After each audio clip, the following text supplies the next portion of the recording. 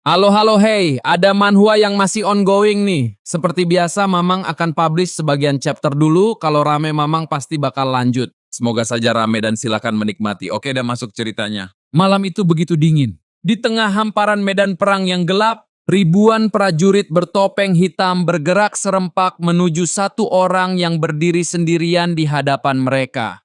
Sosok itu adalah Heavenly Demon, penguasa tertinggi kultus demonik yang selama ini ditakuti sekaligus dibenci oleh banyak orang. Meski dikepung dari segala arah, wajah Heavenly Demon tetap tenang. Tidak terlihat sedikit pun rasa gugup dalam tatapannya. Seolah-olah ribuan musuh yang datang hanya merupakan gangguan kecil yang tidak layak ia khawatirkan. Mereka yang berdiri di hadapannya bukanlah pasukan biasa. Mereka adalah para prajurit kultus demonik yang telah bersekutu bersama sejumlah kandidat Heavenly Demon demi menjatuhkannya. Untuk sesaat suasana menjadi sunyi. Kemudian Heavenly Demon mengangkat pandangannya dan menatap kerumunan itu dengan senyum tipis. Menurutnya, yang memenuhi tempat itu bukanlah keberanian, melainkan darah dan ketakutan yang terus bergejolak di dalam hati mereka. Jika memang itu yang mereka inginkan, maka ia akan mengabulkannya dengan tangannya sendiri. Begitu kalimat itu berakhir, Heavenly Demon mengangkat satu tangannya. Detik berikutnya bencana pun terjadi. Gelombang kekuatan yang tak terlihat menyapu seluruh medan perang. Ribuan prajurit yang sedang berlari ke arahnya langsung lenyap dalam sekejap. Tubuh mereka hancur tanpa sempat memberikan perlawanan berarti.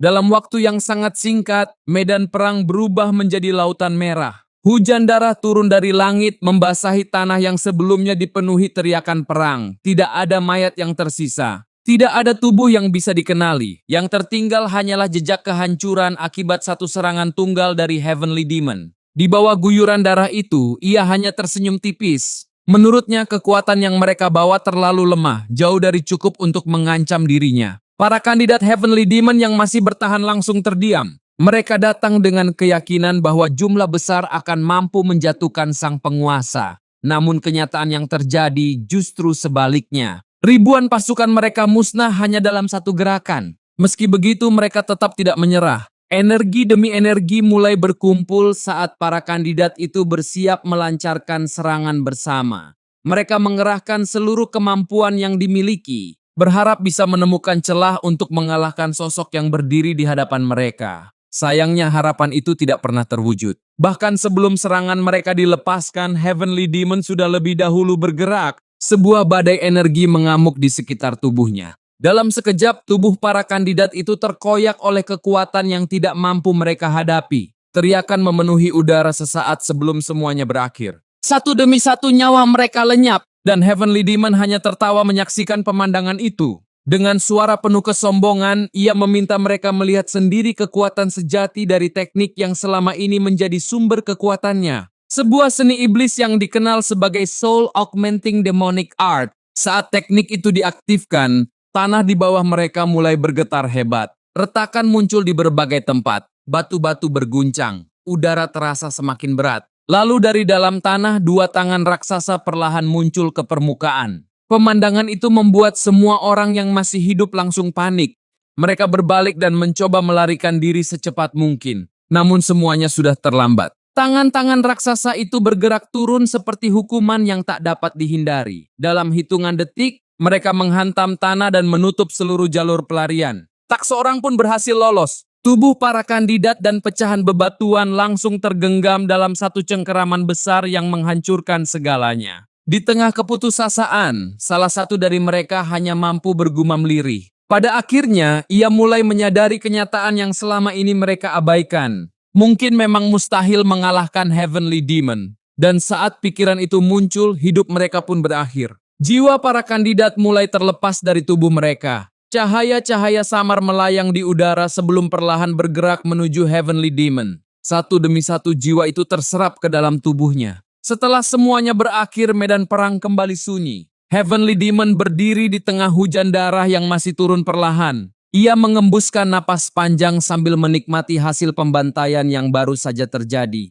Tidak ada lagi musuh yang tersisa. Tidak ada lagi orang yang berani berdiri di hadapannya. Dengan senyum puas, ia mengamati kehancuran di sekelilingnya. Menurutnya, jika mereka memang kandidat Heavenly Demon berikutnya, maka tidak satu pun dari mereka yang pantas menyandang gelar tersebut. Perlahan ia kembali memandang medan perang. Yang terlihat hanyalah tanah yang hancur dan sisa-sisa peperangan yang membentang sejauh mata memandang. Anehnya, kemenangan itu tidak memberinya kebahagiaan. Justru untuk sesaat, Heavenly Demon merasakan kehampaan yang sulit dijelaskan. Tempat itu kini sangat sunyi, terlalu sunyi. Selama hidupnya, ia selalu berjalan di antara peperangan, kematian, dan lautan darah. Hingga pada akhirnya ia mulai bertanya pada dirinya sendiri. Apakah seseorang seperti dirinya memang ditakdirkan tidak pernah merasakan kedamaian? Namun sebelum ia sempat memikirkan jawabannya lebih jauh, rasa sakit yang luar biasa tiba-tiba menyerang dadanya. Tubuhnya bergetar hebat,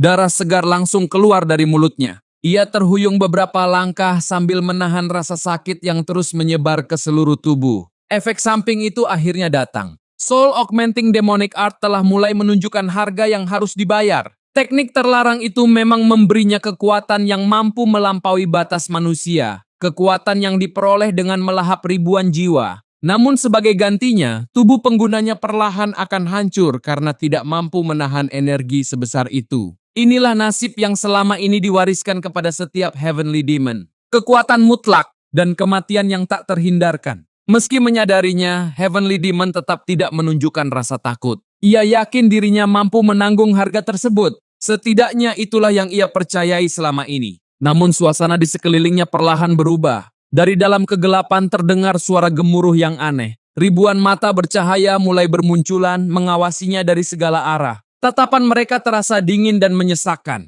Seolah sesuatu sedang menunggunya di balik kegelapan itu. Tak lama kemudian, puluhan rantai muncul dan melesat menuju tubuhnya. Rantai-rantai tersebut membelit kedua tangan, kaki, hingga seluruh tubuhnya. Dalam sekejap, Heavenly Demon kehilangan kebebasan bergeraknya. Namun bukannya panik, ia justru tertawa. Menurutnya, tidak ada seorang pun yang berhak menyeret dirinya ke neraka. Jika memang ada jalan menuju tempat itu, maka ia akan berjalan ke sana atas kehendaknya sendiri. Dengan amarah yang meledak-ledak, Heavenly Demon mengerahkan seluruh kekuatannya. Rantai-rantai yang membelenggunya langsung hancur berkeping-keping. Ia menolak tunduk, ia menolak dipaksa. Bahkan jika yang menunggunya adalah neraka sekalipun, ia akan melangkah menggunakan jalannya sendiri. Namun tepat saat itu, sesuatu yang sangat terang muncul di hadapannya. Cahaya itu begitu menyilaukan hingga menelan seluruh pandangannya. Dan perlahan tubuh Heavenly Demon mulai menghilang. Kulitnya terurai menjadi serpihan cahaya.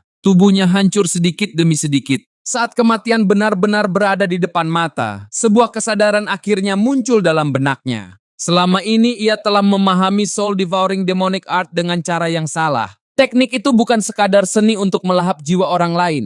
Ada rahasia yang jauh lebih dalam di baliknya. Ia akhirnya menemukan kunci yang selama ini dicari. Namun semuanya sudah terlambat. Tubuhnya telah mencapai batasnya, dan kematian tidak lagi bisa dihentikan. Dalam detik-detik terakhir hidupnya, Heavenly Demon mengangkat kepalanya perlahan. Untuk pertama kalinya, tidak ada ambisi, tidak ada amarah, dan tidak ada keinginan untuk berkuasa di dalam suaranya. Yang tersisa hanyalah sebuah harapan sederhana. Jika suatu saat ia diberikan kesempatan hidup sekali lagi, ia tidak ingin berjalan di jalan yang sama. Ia tidak ingin hidup dikelilingi peperangan.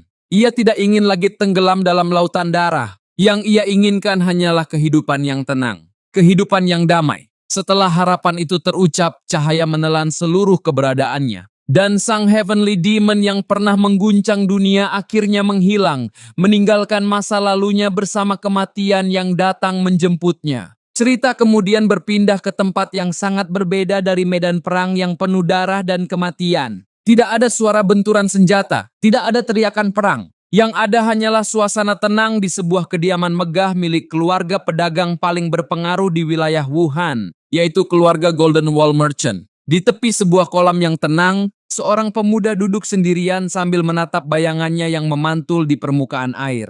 Untuk sesaat suasana terasa damai, namun ketenangan itu segera terusik ketika seorang pelayan muda bernama Soso datang menghampirinya dari belakang. Dengan nada santai, Soso mengingatkan tuannya bahwa makanan telah disiapkan dan akan segera dingin jika tidak disantap. Mendengar suara itu, tubuh sang pemuda bergerak secara refleks. Tangannya terangkat seolah hendak menebas leher orang yang berdiri di belakangnya. Gerakan itu begitu alami, seakan sudah tertanam dalam nalurinya selama bertahun-tahun. Soso langsung terkejut dan mundur beberapa langkah. Ia sama sekali tidak mengerti mengapa tuannya tiba-tiba menunjukkan reaksi seperti itu. Pemuda tersebut adalah Byok Tae-san, putra kedua dari keluarga Golden Wall Merchant. Namun yang sebenarnya berada di dalam tubuh itu bukanlah Byok Tae-san yang dulu. Jiwa yang menguasai tubuh tersebut adalah Heavenly Demon, sosok yang pernah berdiri di puncak dunia persilatan sebelum kematiannya. Soso memandang tuannya dengan bingung. Selama 10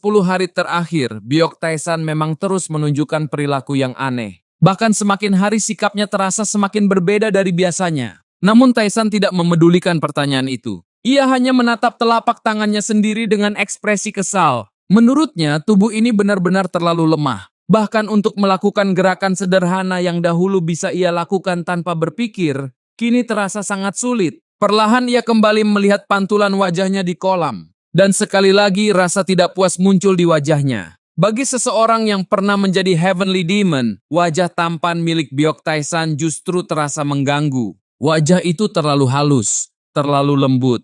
Bahkan menurutnya lebih mirip seorang wanita daripada seorang pria. Meski demikian, itulah tubuh yang kini harus ia gunakan. Tidak ada pilihan lain. Beberapa saat kemudian, Tae-san kembali ke dalam kediaman untuk makan. Berbagai hidangan telah disiapkan oleh Soso. Namun bahkan aktivitas sederhana seperti menggunakan sumpit pun terasa sangat berat baginya. Tangannya gemetar, tubuhnya terasa rapuh. Setiap gerakan seolah menguras tenaga yang tersisa. Melihat keadaan itu, Tae-san tidak bisa menyembunyikan rasa kesalnya. Tubuh ini bahkan lebih buruk daripada yang ia bayangkan. Soso yang mendengar keluhan tersebut segera mencoba menghiburnya. Menurutnya, seorang tabib terkenal akan segera datang untuk memeriksa kondisi sang tuan muda. Karena itu, Tae-san tidak perlu kehilangan harapan. Namun harapan adalah sesuatu yang tidak pernah terlalu dipercaya oleh Heavenly Demon. Baginya, kata-kata seperti itu tidak lebih dari sekadar penghiburan kosong. Meski begitu, Soso tetap berusaha menyemangatinya. Ia mengatakan bahwa berpikir positif setidaknya akan membuat segalanya terasa lebih baik. Tae-san tidak menanggapi. Sebaliknya, pikirannya kembali tertuju pada kenyataan yang telah ia hadapi selama 10 hari terakhir. Sejak terbangun dalam tubuh ini, ia terus mencari tahu siapa sebenarnya pemilik asli tubuh tersebut. Dan semakin banyak yang ia ketahui, semakin buruk pula kenyataan yang ia temukan. Byok Tae-san memang berasal dari keluarga terpandang. Ia adalah putra kedua Golden Wall Merchant, salah satu keluarga dagang terbesar di Wuhan. Ia juga memiliki seorang kakak laki-laki yang saat ini memegang sebagian besar urusan keluarga. Namun semua kelebihan itu tidak berarti apa-apa bagi tubuh yang nyaris mati. Tae-san segera menyadari bahwa pemuda ini mengidap penyakit misterius yang bahkan tidak mampu disembuhkan oleh para tabib terbaik. Tubuhnya sangat lemah. Ia bahkan kesulitan mengurus dirinya sendiri. Setiap aktivitas sederhana membutuhkan bantuan orang lain. Namun semua itu masih bukan masalah terbesar. Yang benar-benar membuat Heavenly Demon terkejut adalah kondisi meridian tubuh ini. Seluruh jalur meridiannya berada dalam keadaan rusak. Sebagian besar bahkan telah terputus sepenuhnya. Kondisi seperti itu seharusnya membuat seseorang mati jauh lebih cepat. Karena itulah Tae-san tidak habis pikir mengapa dirinya justru terlahir kembali dalam tubuh yang sudah berada di ambang kematian. Meski kesal, ia tahu tidak ada gunanya mengeluh. Saat ini yang terpenting adalah bertahan hidup. Dan untuk melakukannya, ia harus memperbaiki seluruh jalur meridian yang rusak. Perlahan-lahan, sedikit demi sedikit. Ia berniat menggunakan kekuatan jiwa untuk menyambungkan kembali meridian yang terputus sebelum memperkuatnya hingga tubuh ini benar-benar pulih. Namun ada satu masalah besar. Ia membutuhkan energi jiwa. Di kehidupan sebelumnya, mendapatkan jiwa bukanlah hal sulit. Ia hanya perlu membunuh seseorang lalu menyerap jiwanya. Namun kali ini berbeda. Ia sudah mengetahui harga mengerikan yang harus dibayar jika terus menggunakan cara lama. Efek samping dari seni demonik pemakan jiwa hampir menghancurkannya pada kehidupan sebelumnya. Karena itu, ia tidak boleh mengulangi kesalahan yang sama. Beruntung, sebelum kematiannya, ia berhasil menemukan sesuatu yang tidak pernah diketahui Heavenly Demon lainnya. Sebuah rahasia tersembunyi dari Soul Devouring Demonic Art. Jika ia mampu menguasainya, maka ia bisa mencapai tingkatan baru yang belum pernah dicapai siapapun sebelumnya. Dan mungkin rahasia itulah yang akan menyelamatkan hidupnya. Beberapa hari kemudian, Tae-san tiba-tiba mengatakan bahwa ia ingin keluar berjalan-jalan.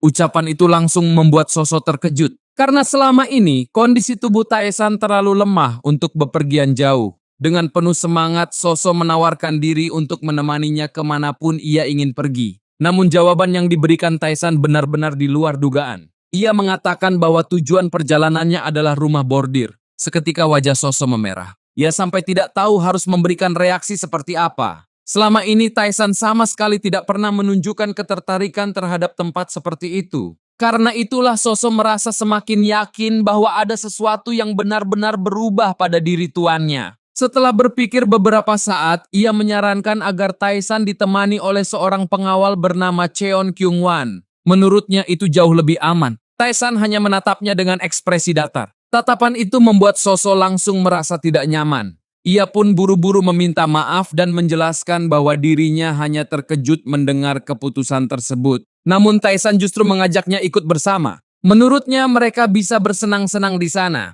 Mendengar ajakan itu, Soso langsung menolak mentah-mentah. Baginya rumah bordir bukanlah tempat yang pantas untuk dikunjungi. Menjelang sore, persiapan keberangkatan pun selesai. Soso membantu merapikan pakaian tuannya sambil diam-diam memperhatikan perubahan yang terjadi pada diri Taisan. Semakin lama, ia semakin merasa bahwa sosok yang berdiri di hadapannya bukan lagi tuan muda yang dulu ia kenal. Meski begitu, ia tidak bisa menjelaskan alasannya. Yang ia rasakan hanyalah perbedaan yang sulit digambarkan dengan kata-kata. Ketika waktu keberangkatan semakin dekat, Taisan bertanya di mana pengawal yang akan menemaninya. Soso mengatakan bahwa orang itu pasti segera datang. Menurutnya, Cheon Kyung-wan adalah orang yang hanya memikirkan dua hal dalam hidupnya. Berlatih dan melindungi tuannya. Sebelum berangkat, Soso kembali menatap Taisan dengan wajah penuh kekhawatiran. Ia mengatakan bahwa dirinya hanya berharap Taisan tidak terlalu memaksakan diri. Setidaknya bertahanlah sampai tabib yang dijanjikan datang untuk memeriksanya.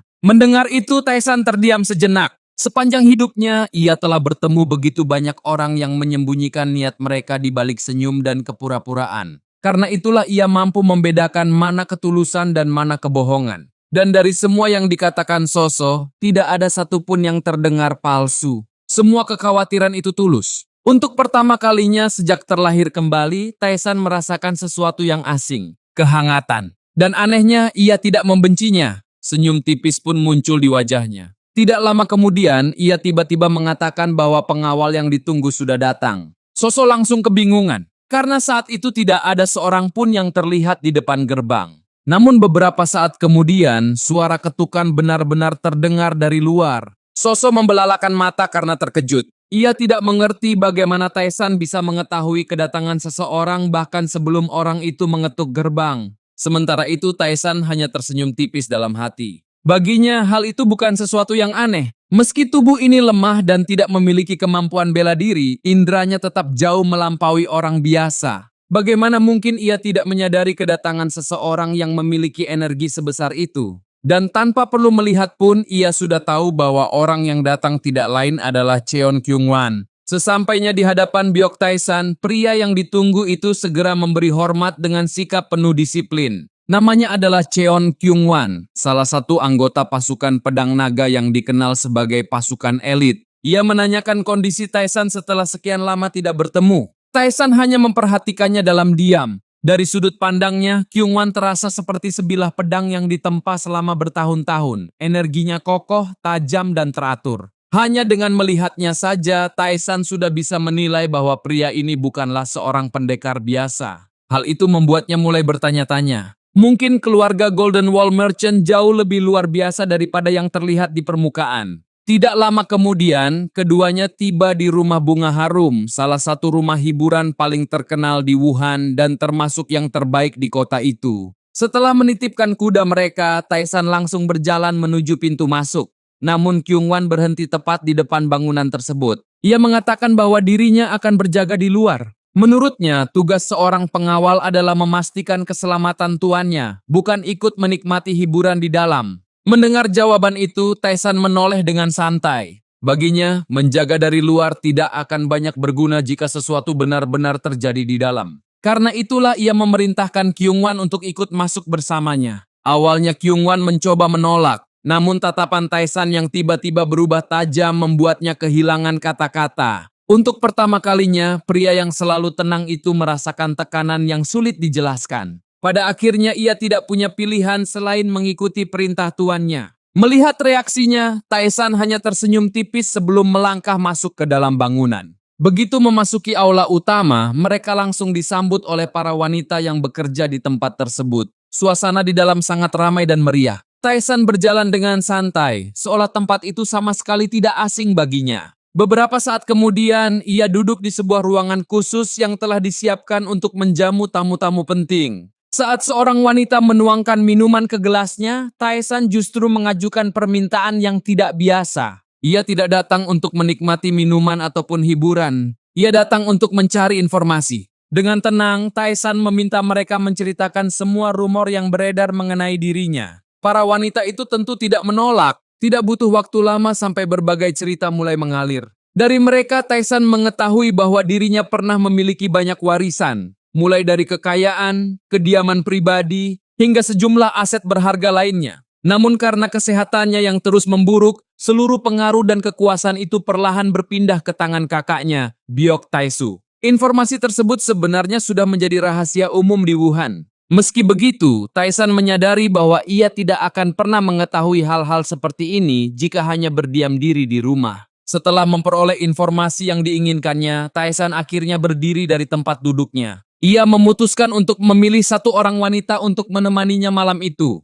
Di antara banyak pilihan yang ada, pilihannya jatuh kepada Hwaryang. Wanita itu kemudian mengantarnya menuju sebuah kamar pribadi. Saat hanya ada mereka berdua, Taesan terlebih dahulu mengajaknya berbincang. Dari percakapan singkat itu, ia mengetahui bahwa Hwaryang telah tinggal di tempat tersebut selama 10 tahun, sejak ditinggalkan oleh kedua orang tuanya. Taesan mendengarkan kisah itu dengan tenang. Sementara itu, di luar ruangan, para wanita lain mulai berbisik satu sama lain. Mereka merasa heran karena Taesan hanya memilih satu orang. Apalagi selama ini ia dikenal sebagai seseorang yang lemah dan sering sakit-sakitan. Karena itulah mereka sulit membayangkan apa yang sebenarnya sedang terjadi di balik pintu yang tertutup rapat itu. Waktu terus berlalu. Bahkan hingga beberapa jam kemudian, rasa penasaran mereka masih belum terjawab. Namun kenyataannya jauh berbeda dari dugaan siapapun. Di dalam kamar tersebut, Taesan sama sekali tidak melakukan apa yang dibayangkan orang-orang.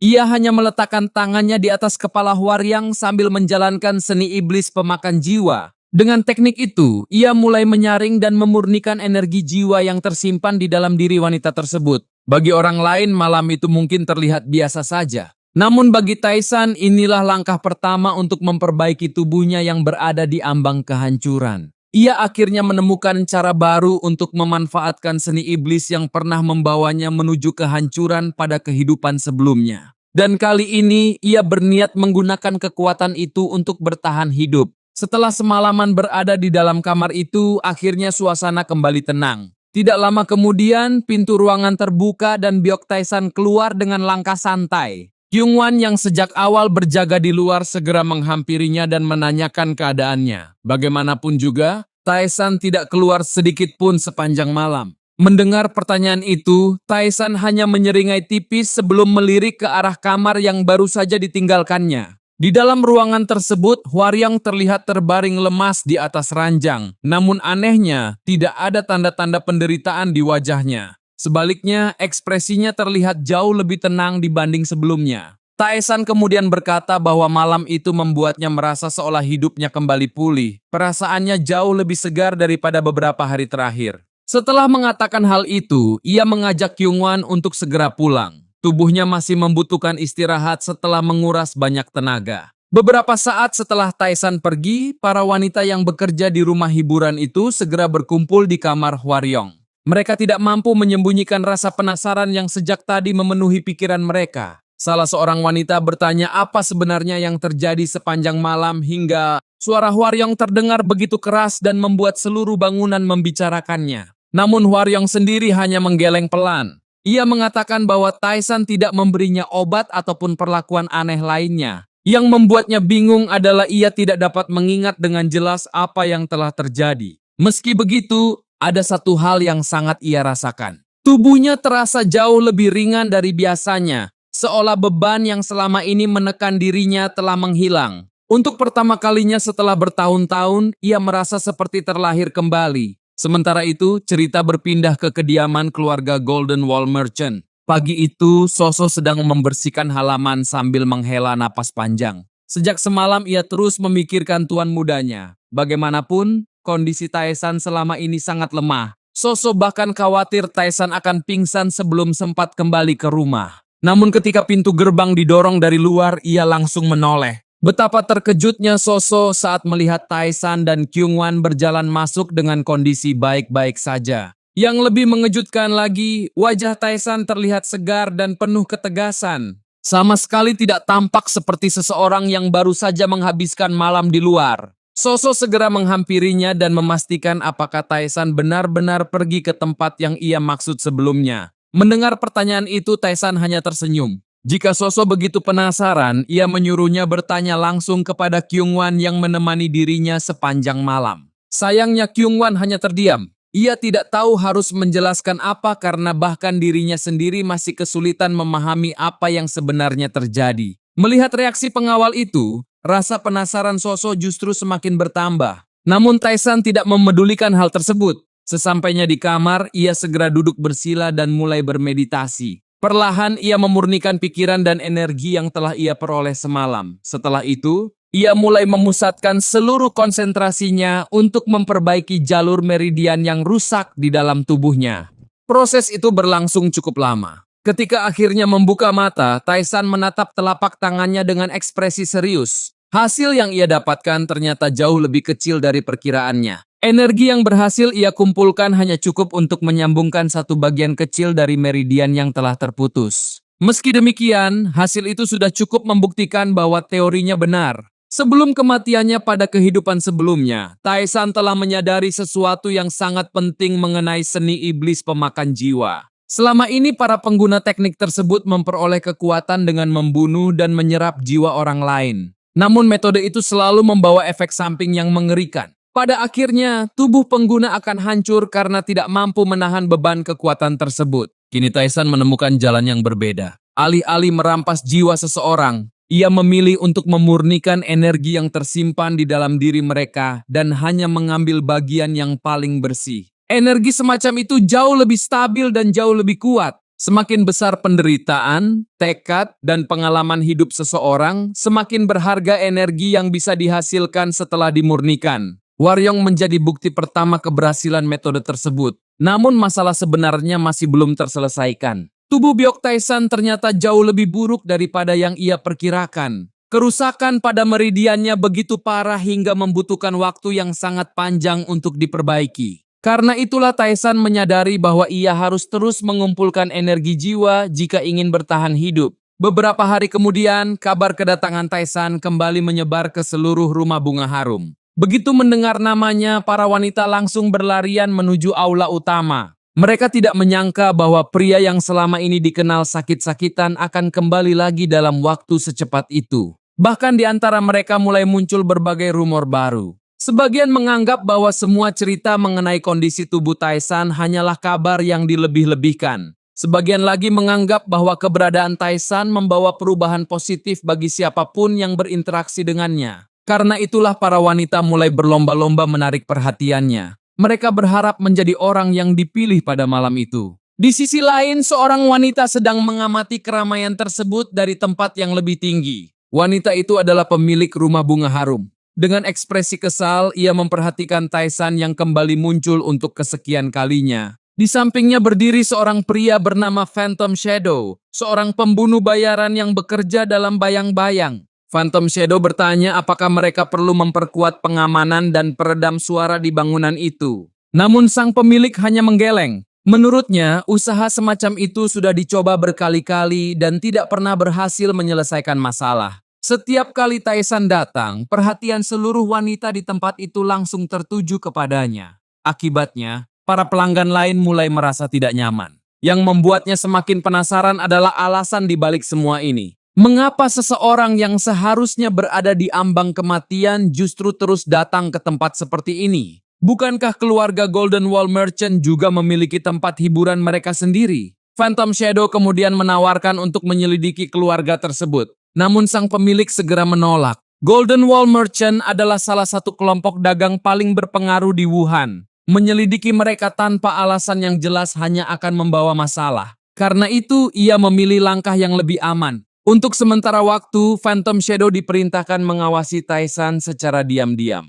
Ia ingin mengetahui apa sebenarnya yang dilakukan pemuda itu setiap kali datang ke tempat tersebut. Sebab semakin lama ia mengamati, semakin ia merasa bahwa Byok Taisan sedang menyembunyikan sesuatu yang jauh lebih besar daripada sekadar mencari hiburan. Di antara para wanita yang berkumpul di rumah bunga harum, Taisan memperhatikan satu persatu aura yang mereka miliki. Hwaryong yang pernah ia temui sebelumnya kini memiliki energi yang jauh lebih bersih. Sebaliknya, sebagian besar wanita lain masih dipenuhi energi yang keruh dan tidak stabil. Namun Taisan tidak mencari energi biasa. Ia membutuhkan sesuatu yang jauh lebih kuat. Sesuatu yang mampu mempercepat pemulihan tubuhnya yang nyaris hancur. Karena itulah ia meminta seluruh wanita di tempat itu dikumpulkan di hadapannya. Tak lama kemudian, para wanita yang bekerja di rumah hiburan tersebut berdiri berjajar menunggu pilihannya. Salah seorang pelayan segera memperkenalkan 3 wanita paling terkenal di tempat itu. Menurutnya, ketiganya adalah pilihan terbaik yang dimiliki rumah bunga harum.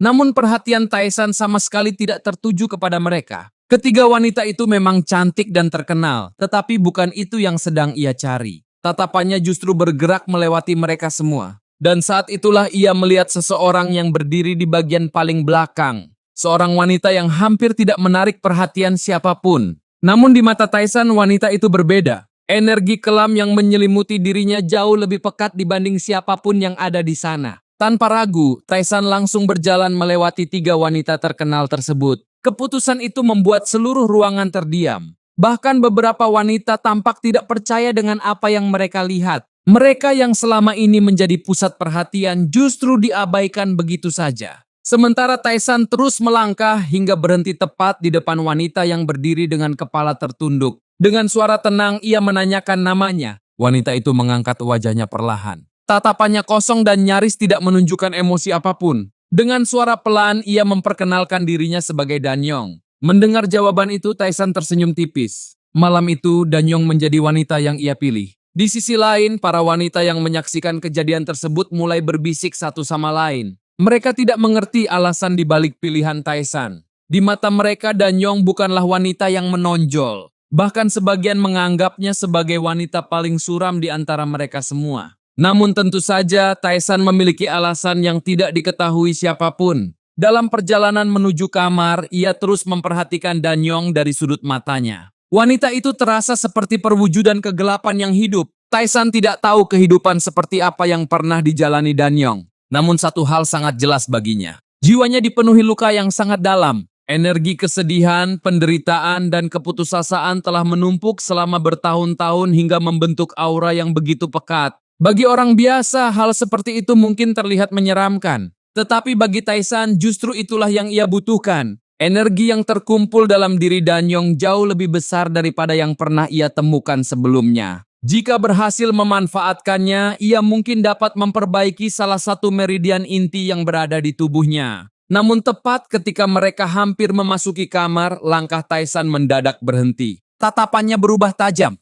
Secara diam-diam, ia telah menyebarkan energi halus untuk merasakan keberadaan di sekitarnya. Meski kekuatan lamanya telah jauh berkurang, insting yang dimiliki Heavenly Demon tidak pernah benar-benar hilang. Dan insting itu baru saja menangkap sesuatu. Seseorang sedang mengawasi mereka. Sambil tertawa kecil, Taisan meminta Kyungwan meminjamkan pedangnya. Permintaan itu membuat sang pengawal kebingungan. Namun sebelum sempat bertanya lebih jauh, Taisan sudah menggenggam pedang tersebut. Menurut perkiraannya, orang yang bersembunyi itu bukanlah sosok biasa. Kemampuan menyembunyikan kehadirannya sangat luar biasa. Bahkan kemungkinan besar ia termasuk salah satu pendekar terkuat yang diakui oleh aliansi Murim. Meski demikian, keberadaannya tetap tidak bisa lolos dari pengamatan Taisan. Tanpa peringatan apapun, Taisan langsung melemparkan pedang itu ke arah langit-langit. Gerakannya begitu cepat hingga hampir tidak terlihat. Sesaat kemudian terdengar suara benturan keras. Pedang itu menancap tepat pada sasaran.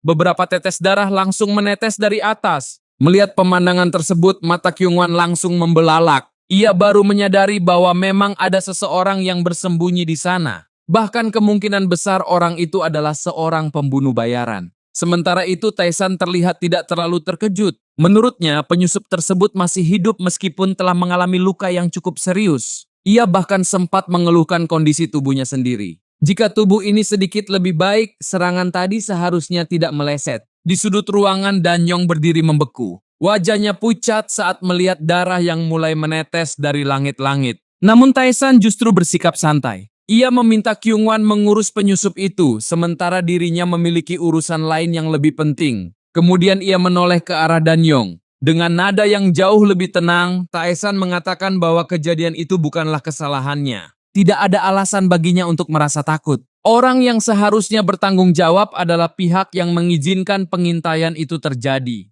Mendengar perkataan tersebut, Danyong perlahan mulai menenangkan diri. Sementara Taesan kembali tersenyum. Baginya, malam yang sebenarnya baru saja akan dimulai. Di tempat lain, tepatnya di Manoryon, suasana yang jauh lebih tenang sedang berlangsung. Seorang wanita muda terlihat duduk sambil membaca buku ketika pengawal pribadinya datang membawa sebuah laporan. Pengawal itu bernama Yo Soyeon. Dengan ekspresi ragu-ragu, ia menyampaikan kabar terbaru mengenai Byok Taesan. Mendengar nama tersebut, wanita muda itu langsung mengangkat kepalanya. Ia kemudian bertanya apakah Taesan kembali menjadi bahan pembicaraan masyarakat. Pertanyaan itu membuat Seoyeon semakin sulit menjawab. Awalnya ia tidak ingin menyampaikan rumor yang beredar. Namun karena terus didesak, akhirnya ia menceritakan semuanya. Belakangan ini, nama Taesan memang sedang menjadi topik hangat di Wuhan. Bahkan masyarakat mulai memberinya berbagai julukan yang terdengar cukup berlebihan. Begitu mendengar julukan-julukan tersebut, wanita muda itu langsung menutup bukunya dengan keras. Ekspresinya berubah dalam sekejap. Tanpa berpikir panjang, ia segera meminta Soyeon menyiapkan perjalanan ke rumah bunga harum.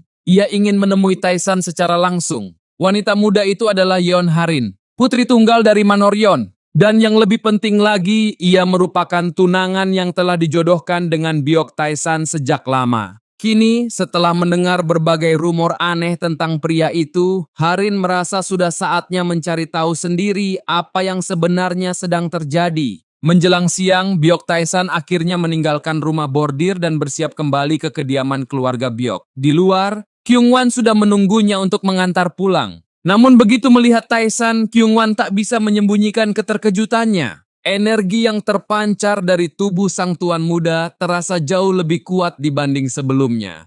Bahkan hanya dari sikap dan tatapannya saja, Taesan sudah memberikan tekanan yang sulit dijelaskan. Dengan nada tenang, Taesan langsung menanyakan nasib assassin yang berhasil mereka tangkap pada malam sebelumnya. Kyungwon menjelaskan bahwa pria itu telah dikurung dengan aman. Mendengar jawaban itu, Taesan mengangguk puas. Itu memang yang ia inginkan. Masih ada beberapa hal yang ingin ia tanyakan langsung kepada assassin tersebut. Sementara mereka berjalan pulang, pikiran Kyungwon terus dipenuhi kebingungan.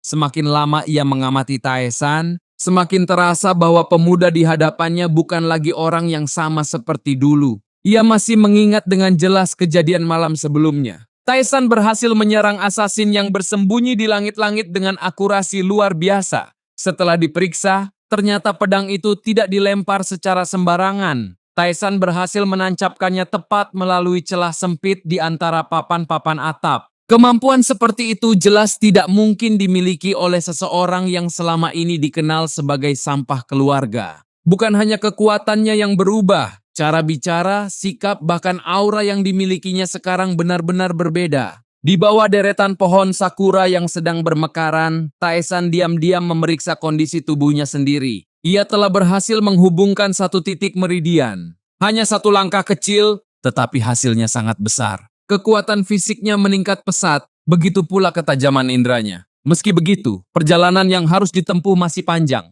Masih ada 6 titik meridian lain yang harus dibuka untuk memulihkan seluruh potensi tubuh ini. Anehnya Taesan justru merasa puas. Dulu, sebagai Heavenly Demon yang berdiri di puncak dunia, pencapaian seperti ini bahkan tidak layak diperhatikan. Namun kini, kemajuan kecil tersebut mampu memberinya kebahagiaan yang tulus. Tanpa disadari, kehidupan keduanya perlahan mulai mengubah dirinya. Di tengah perjalanan, langkah Taesan tiba-tiba terhenti. Di hadapannya berdiri seorang wanita cantik yang datang bersama beberapa pengawal. Begitu melihatnya, bahkan Taesan tidak bisa mengabaikan pesona yang dimiliki wanita itu. Sepanjang hidupnya, ia telah bertemu banyak wanita luar biasa. Namun kecantikan wanita ini tetap berhasil menarik perhatiannya. Dari kejauhan saja, ia sudah pantas masuk dalam jajaran wanita tercantik yang pernah dilihat Taesan. Wanita itu tidak lain adalah Yeon Harin. Begitu bertemu, Harin langsung menyinggung kebiasaan Taesan mengunjungi rumah bordir dan bertanya apakah hari itu ia kembali bersenang-senang di sana. Taesan hanya memandangnya tanpa menjawab. Di dalam hati, ia justru merasa bingung. Ia sama sekali tidak mengenal wanita tersebut. Melihat reaksinya, wajah Harin perlahan memerah. Ia kemudian mengungkapkan sesuatu yang membuat Taesan terkejut. Selama ini, Harin mengira semua tindakan buruk yang dilakukan Taesan hanyalah cara untuk membuatnya menyerah dan membatalkan pertunangan mereka. Barulah saat itu Taesan memahami siapa wanita yang sedang berbicara dengannya. Ternyata wanita secantik ini adalah tunangan pemilik tubuh yang sekarang ia tempati. Harin lalu melangkah lebih dekat. Dengan penuh ketulusan, ia mengatakan bahwa dirinya tidak akan menyerah. Karena itu, ia berharap Taesan juga tidak menyerah padanya. Ucapan itu membuat Taesan semakin bingung. Dari dekat, kecantikan Harin bahkan jauh melampaui penilaiannya sebelumnya. Jika tadi ia menganggap wanita itu termasuk yang tercantik yang pernah ia lihat, kini Harin dengan mudah menempati posisi teratas. Namun yang lebih membingungkan adalah situasinya. Baginya ini adalah pertemuan pertama mereka. Meski demikian ada satu hal yang ia yakini. Mustahil dirinya akan menyerah pada wanita seperti Harin. Akhirnya Taesan menjawab bahwa ia tidak pernah berniat melakukan hal-hal yang dipikirkan Harin. Dan yang terpenting ia tidak akan menyerah padanya. Jawaban sederhana itu langsung membuat wajah Harin bersinar. Senyuman hangat menghiasi wajahnya, seolah seluruh penantiannya selama ini akhirnya terbayar. Matanya mulai berkaca-kaca, perasaan yang selama ini ia pendam akhirnya menemukan jawaban yang ia harapkan. Sementara itu Taesan justru merasa semakin canggung. Sepanjang hidupnya sebagai Heavenly Demon, ia telah menghadapi musuh-musuh mengerikan tanpa rasa takut sedikit pun. Namun entah kenapa, menghadapi seorang wanita yang menatapnya dengan penuh ketulusan terasa jauh lebih sulit. Tak ingin terus berada dalam situasi yang membuatnya gelisah, Taesan segera berbalik dan meninggalkan tempat itu. Sepanjang perjalanan ia hanya bisa menggerutu dalam hati. Tak pernah terbayang sebelumnya bahwa seorang Heavenly Demon bisa dibuat resah oleh seorang wanita. Jika menghadapi musuh kuat adalah sebuah pertempuran, maka wanita mungkin merupakan lawan yang jauh lebih merepotkan. Di sisi lain, Harin hanya berdiri memandangi punggung Taesan yang semakin menjauh. Senyuman lembut masih menghiasi wajahnya. Senyuman yang begitu indah hingga siapapun yang melihatnya pasti akan terpesona. Di sepanjang perjalanan pulang, Taesan sempat merasa heran ketika menyadari bahwa Kyungwan sudah berjalan cukup jauh di depannya. Seolah-olah pria itu sengaja menghindari berada di dekatnya. Namun alasan sebenarnya jauh lebih sederhana. Tanpa disadari siapapun, wajah Kyungwan sejak tadi memerah karena rasa malu. Pertemuannya dengan salah satu wanita yang berada bersama Harin rupanya meninggalkan kegugupan yang sulit ia sembunyikan. Tak lama kemudian, mereka pun tiba di kediaman keluarga Byok. Sesampainya di sana, Taesan meminta Soso menyiapkan air hangat karena ia ingin membersihkan diri dan beristirahat sejenak. Sambil menuangkan air ke bak mandi, Soso tiba-tiba menyinggung pertemuan Taesan dengan Yeon Harin yang terjadi di jalan sebelumnya. Mendengar hal itu, Taesan langsung bertanya dari mana gadis itu mengetahui kejadian tersebut. Soso hanya tertawa kecil. Dengan santai, ia mengingatkan bahwa dirinya memiliki banyak mata dan telinga yang tersebar di seluruh Wuhan. Bagi seseorang seperti dirinya, mengetahui kabar semacam itu bukanlah hal yang sulit. Mendengar jawaban tersebut, Taesan semakin yakin bahwa Soso pasti memiliki andil dalam menyampaikan berbagai informasi tentang dirinya kepada Harin. Percakapan mereka kemudian beralih ke Kyungwan. Soso bertanya apakah pria itu baik-baik saja setelah bertemu dengan rombongan Harin. Pertanyaan itu membuat Taesan kebingungan. Melihat reaksinya, Soso pun menjelaskan sesuatu yang selama ini tidak diketahui Taesan. Ternyata Kyungwan telah lama menyukai Seoyeon, salah satu pengawal yang selalu mendampingi Harin kemanapun ia pergi. Penjelasan itu langsung membuat semuanya masuk akal. Kini Taesan mengerti mengapa Kyungwan buru-buru berjalan menjauh tanpa menunggunya. Rupanya pria itu terlalu gugup untuk berhadapan langsung dengan wanita yang ia sukai. Memikirkan hal tersebut membuat Taesan tersenyum tipis. Perasaan seperti rasa suka, rasa malu, hormat, dan kegugupan merupakan sesuatu yang sangat asing baginya. Pada kehidupan sebelumnya sebagai Heavenly Demon, orang-orang hanya mengenalnya melalui ketakutan dan penghormatan mutlak.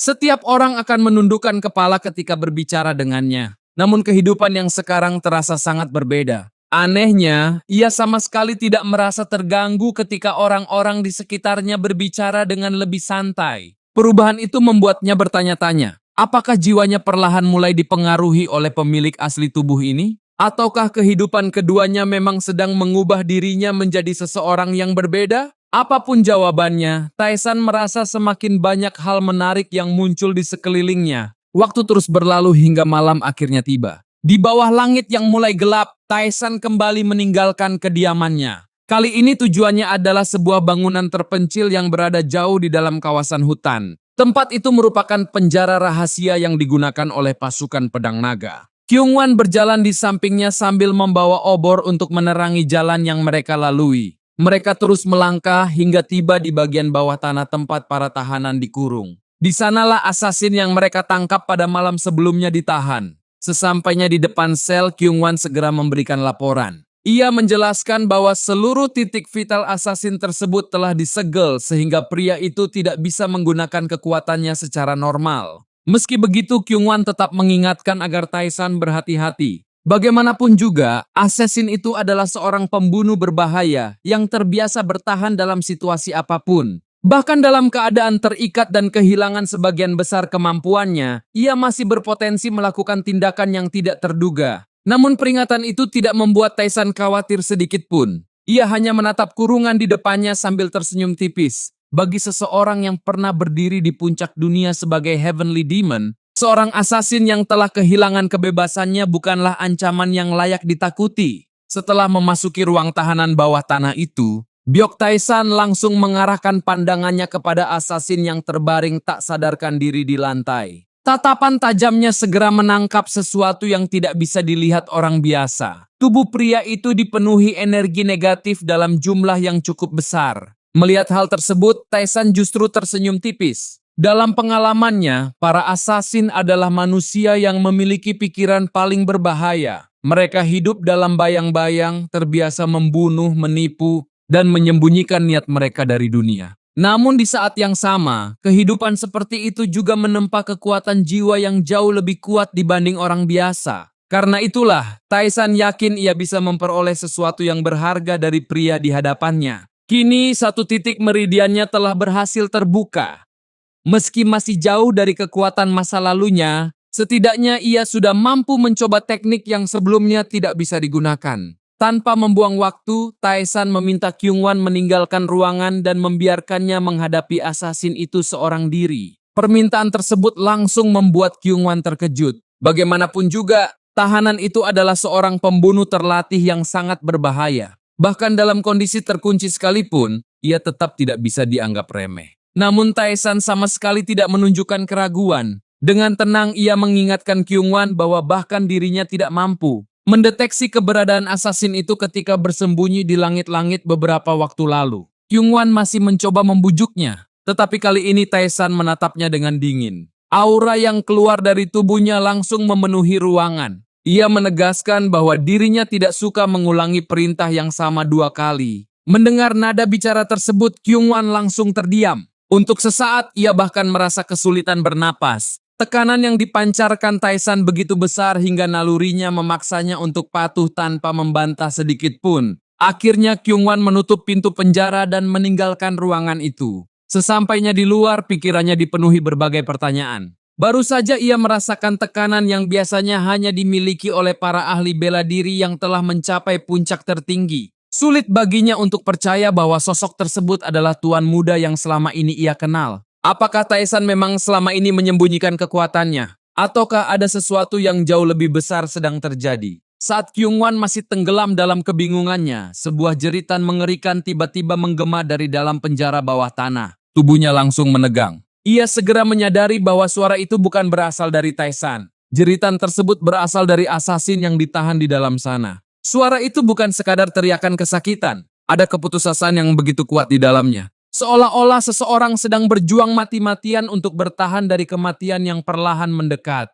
Mendengar suara itu, bulu kuduk Kyungwan meremang. Bahkan tanpa melihat apa yang terjadi, ia bisa merasakan ketakutan yang terkandung dalam jeritan tersebut. Kakinya mulai bergetar tanpa sadar. Ia tidak tahu apa yang sedang dilakukan Taisan di balik pintu itu, tetapi satu hal sangat jelas. Assassin yang terkenal kejam itu sedang mengalami sesuatu yang jauh lebih mengerikan daripada rasa sakit biasa. Sementara itu, di dalam ruang tahanan, Taisan tengah menjalankan seni demonik pemakan jiwa. Teknik tersebut perlahan menarik energi negatif yang memenuhi jiwa sang assassin. Namun prosesnya jauh lebih sulit daripada yang ia bayangkan. Semakin dalam ia menyelami jiwa pria itu, semakin jelas terlihat betapa rusaknya kehidupan yang telah dijalani assassin tersebut. Jiwanya dipenuhi noda dan kegelapan yang begitu pekat. Kejahatan yang ia lakukan selama bertahun-tahun telah meninggalkan bekas yang tidak terhitung jumlahnya. Taisan segera menyadari bahwa lawannya kali ini jauh lebih berbahaya daripada perkiraannya.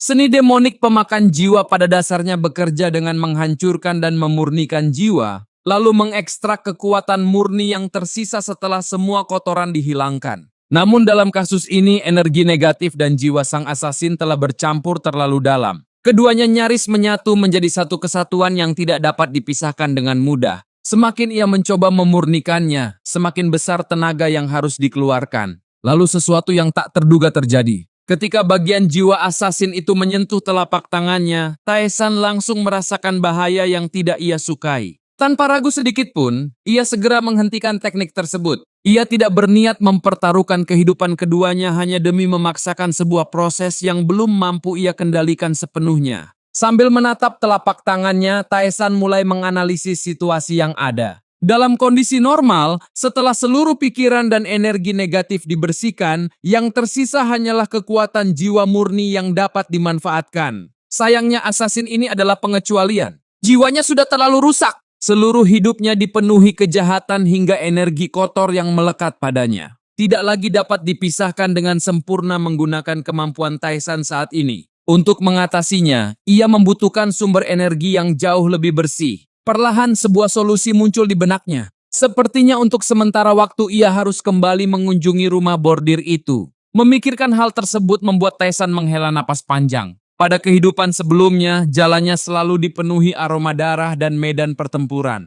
Namun dalam kehidupan yang sekarang, nasibnya justru terasa berbeda. Alih-alih dikelilingi pertumpahan darah, ia malah harus terus berurusan dengan berbagai hal yang jauh lebih merepotkan dan tidak terduga. Sementara itu, suasana di rumah bordir bunga harum sedang jauh dari kata tenang. Sang pemilik rumah bordir tampak sangat kesal setelah mengetahui bahwa assassin yang ia tugaskan untuk memantau Byok Taisan belum juga kembali selama 2 hari terakhir. Pria itu bukanlah bawahan biasa. Ia merupakan salah satu yang terbaik di antara para mata-mata yang mereka miliki. Karena itulah, hilangnya sang assassin tanpa kabar membuatnya semakin curiga bahwa sesuatu telah terjadi. Namun di tengah kemarahannya, keributan tiba-tiba terdengar dari depan ruangan. Suara gaduh itu segera menarik perhatiannya. Tak lama kemudian, beberapa orang membawa seseorang masuk ke hadapannya. Ternyata orang itu adalah assassin yang selama ini mereka cari. Akan tetapi kondisi pria tersebut jauh dari normal. Tubuhnya tampak lemah dan tidak mampu berdiri dengan baik. Yang lebih mengkhawatirkan,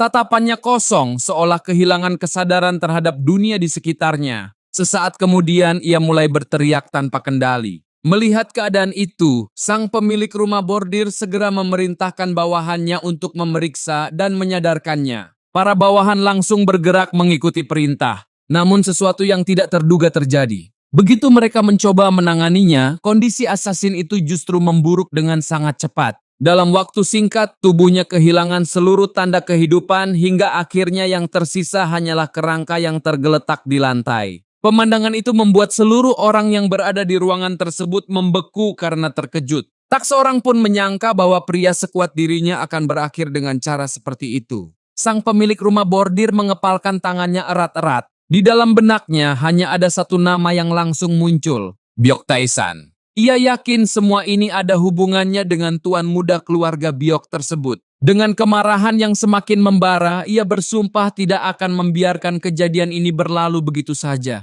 Tak lama kemudian, ia memerintahkan bawahannya untuk memanggil Danyong, wanita yang sebelumnya pernah menghabiskan waktu bersama Taisan. Mendengar perintah itu, salah satu penjaga tampak ragu. Ia menjelaskan bahwa Danyong sebenarnya sudah dijadwalkan untuk dikirim kepada pemimpin sekte Crimson Dragon. Namun wanita itu sama sekali tidak tertarik mendengarkan keberatan tersebut. Menurutnya rencana itu harus dibatalkan. Danyong tidak akan dikirim ke sekte Crimson Dragon. Sebaliknya, wanita itu akan dikirim langsung kepada Byok Tae-san. Penjaga tersebut semakin cemas. Bagaimanapun juga, pemimpin sekte Crimson Dragon merupakan pelanggan penting sekaligus sosok yang sangat berbahaya. Jika mengetahui bahwa permintaannya dibatalkan secara sepihak, kemungkinan besar sekte tersebut akan bereaksi dengan keras. Dan itu bukan ancaman yang bisa dianggap remeh. Sekte Crimson Dragon adalah salah satu faksi unortodoks yang memiliki pengaruh besar di wilayah Wuhan. Nama mereka dikenal luas dan tidak banyak orang yang berani mencari masalah dengan mereka. Meski begitu, sang pemilik rumah bordir tetap tidak mengubah keputusannya.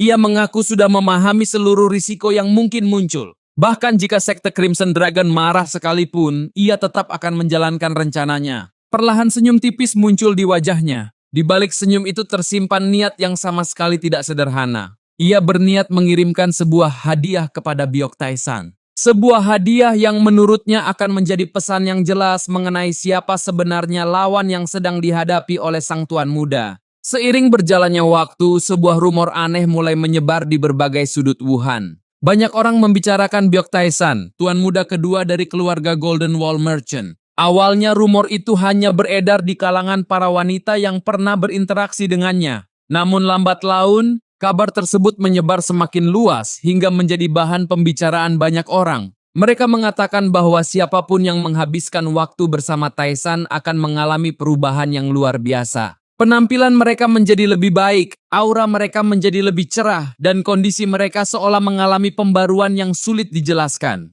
Sebagian orang bahkan mulai melebih-lebihkan cerita tersebut. Ada yang menyebut Tae-san sebagai sosok yang diberkahi langit. Ada pula yang menganggapnya sebagai seseorang yang memiliki kemampuan misterius yang tidak dimiliki orang biasa. Tentu saja, pada awalnya banyak yang menganggap semua itu hanya rumor yang dibesar-besarkan. Danyong pun termasuk salah satu orang yang berpikir demikian. Namun setelah mengalami perubahan pada dirinya sendiri, ia mulai mempertanyakan keyakinannya. Beberapa hari kemudian, Danyong memberanikan diri mengajukan permintaan kepada pemilik rumah bordir bunga harum. Ia ingin diizinkan untuk kembali menemui Tae-san. Permintaan itu langsung membuat sang pemilik tertawa. Ia mengira Danyong telah jatuh hati kepada Tae-san atau mungkin telah menerima janji tertentu dari pemuda tersebut. Namun Danyong membantah semuanya. Tae-san tidak pernah menjanjikan apapun kepadanya. Mendengar jawaban itu, sang pemilik mengingatkan bahwa selama utangnya belum lunas, Danyong tetap terikat pada rumah tersebut dan harus mengikuti setiap perintah yang diberikan. Karena itulah, awalnya Danyong dijadwalkan untuk dikirim kepada pemimpin sekte Crimson Dragon.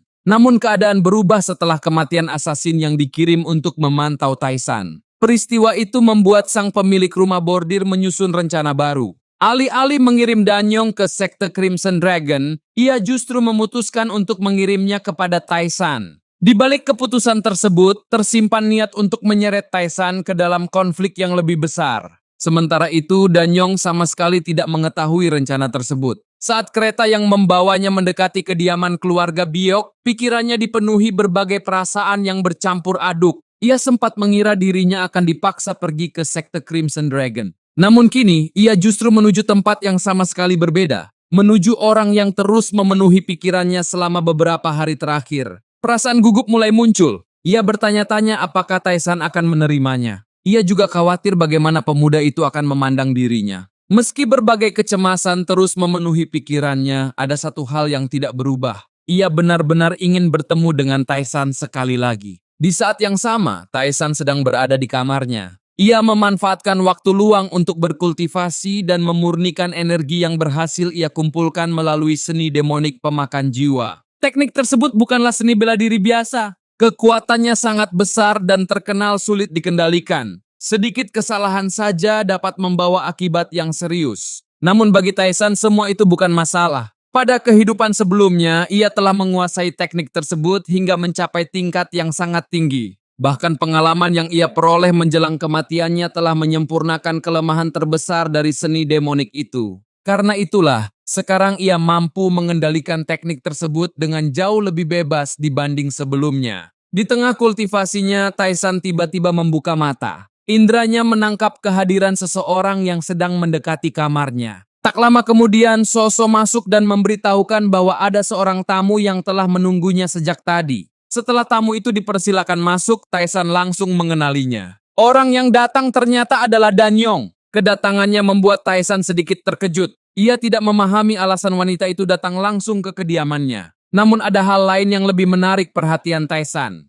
Penampilan Danyong telah berubah cukup drastis dibanding saat mereka terakhir bertemu. Perubahannya bahkan jauh lebih jelas dibanding wanita-wanita lain yang pernah menerima pengaruh dari tekniknya. Dengan sikap hormat, Danyong menundukkan kepala. Ia kemudian menyampaikan rasa terima kasihnya kepada Taesan. Menurutnya, pemuda itu telah memberinya kesempatan untuk memulai kehidupan yang baru. Karena alasan itulah, Danyong ingin mengabdikan dirinya kepada Taesan dan berharap bisa tetap berada di sisinya. Wajahnya memerah saat mengucapkan kata-kata tersebut. Tatapannya juga dipenuhi harapan yang tulus. Sementara itu, Taesan justru tenggelam dalam pemikirannya sendiri. Ia mulai menganalisis perubahan yang terjadi pada Danyong. Mungkinkah proses pemurnian yang dilakukan melalui seni demonik pemakan jiwa telah membawa dampak sebesar ini? Semakin ia memikirkannya, semakin menarik pula fenomena tersebut di matanya. Dan untuk pertama kalinya, rasa penasaran Taesan terhadap hasil tekniknya sendiri mulai tumbuh semakin besar.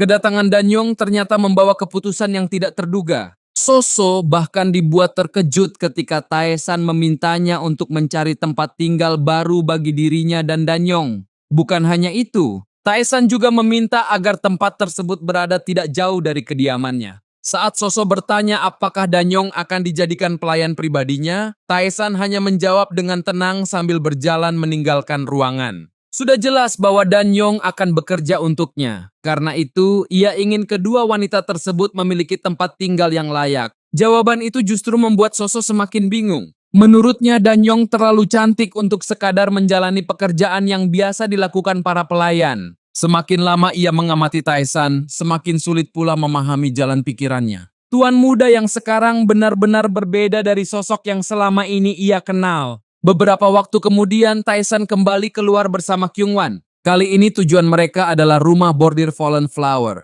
Salah satu rumah bordir paling terkenal di Wuhan dan termasuk yang terbaik di wilayah tersebut. Begitu tiba di depan bangunan itu, Taesan langsung tertarik pada namanya. Menurutnya, nama Fallen Flower memiliki makna yang cukup dalam.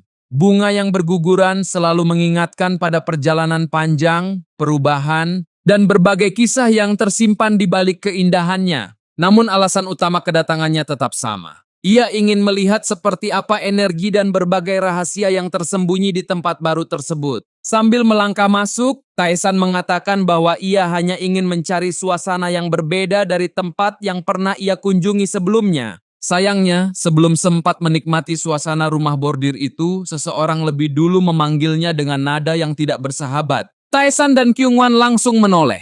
Di hadapan mereka berdiri seorang pria bertubuh besar dengan aura yang kasar dan penuh kesombongan. Pria itu tidak lain adalah Wijokshim, pemimpin sekte Crimson Dragon. Dengan tawa meremehkan, ia mengatakan bahwa dirinya sempat penasaran dengan orang yang telah merebut wanita yang seharusnya menjadi miliknya. Namun setelah melihat langsung, ia justru mendapati seorang pemuda yang jauh dari bayangannya. Kemunculan Wijokshim langsung mengubah suasana. Orang-orang yang berada di sekitar sana segera menjauh. Nama sekte Crimson Dragon sudah cukup untuk membuat banyak orang memilih menghindari masalah. Kelompok itu terkenal brutal dan tidak segan menggunakan kekerasan untuk mencapai tujuan mereka. Saat Taesan bertanya siapa sebenarnya pria tersebut, Kyungwan segera menjelaskan identitasnya. Mendengar penjelasan itu, Taesan hanya menanggapinya dengan sinis. Baginya, kelompok seperti itu tidak lebih dari sekumpulan bandit yang membungkus diri dengan nama besar. Tidak ada alasan baginya untuk memberikan perhatian khusus. Karena itulah Taesan memilih melanjutkan langkahnya seolah Wijokshim tidak ada.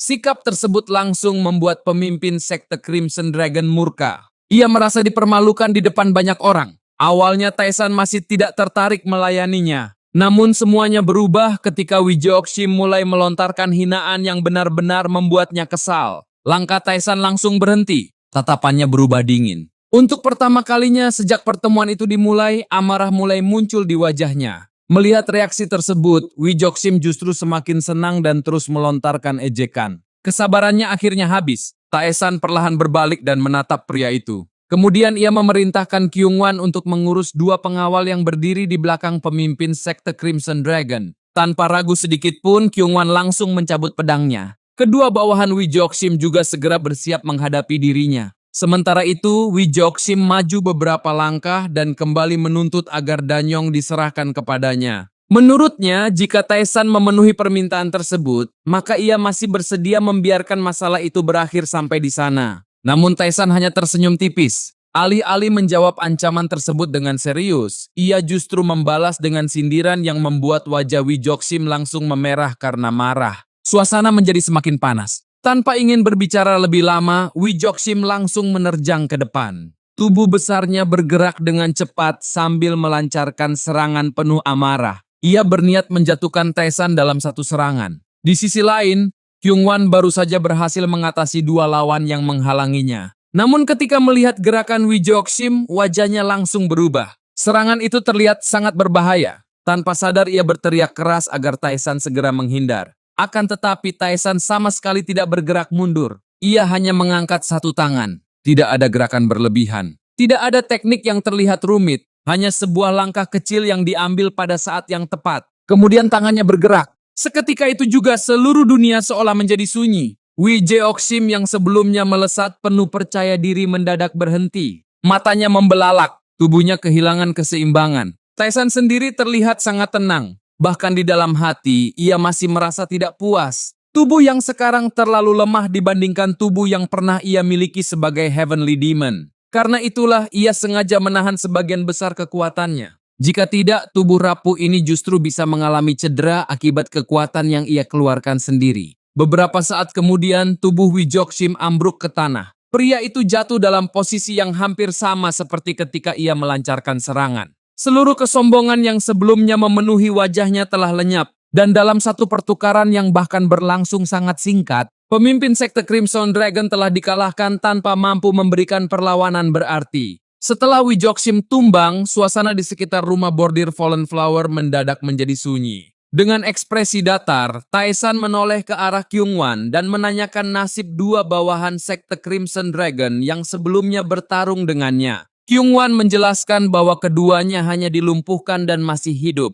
Namun jawaban itu justru membuat Taesan mengernyit tipis. Menurutnya, orang-orang yang telah berani menghina dirinya tidak pantas dibiarkan begitu saja. Karena itu ia memerintahkan Kyungwan untuk menghabisi mereka. Perintah tersebut membuat Kyungwan terdiam sejenak. Sebelum pergi, Taesan kembali memberikan instruksi lain. Jika suatu saat ada yang bertanya siapa yang membunuh Wijoksim, maka Kyungwan harus mengatakan bahwa dirinya lah pelakunya. Taesan sama sekali tidak tertarik menarik perhatian atau terlibat dalam urusan yang tidak perlu. Baginya, semakin sedikit orang yang memperhatikan keberadaannya, semakin baik. Meskipun merasa keberatan, Kyungwan tidak mampu membantah. Entah sejak kapan setiap perkataan Taesan terasa memiliki tekanan yang sulit ditolak. Pada akhirnya ia hanya bisa menerima perintah tersebut. Setelah Taesan pergi, pandangan Kyungwan kembali tertuju pada jasad Wijoksim. Pikirannya dipenuhi berbagai pertanyaan. Ia masih mengingat dengan jelas bagaimana Taesan menangkap asasin yang mampu menyembunyikan keberadaannya dengan sempurna. Ia juga melihat sendiri bagaimana sang tuan muda membunuh pemimpin sekte Crimson Dragon hanya dengan satu serangan sederhana.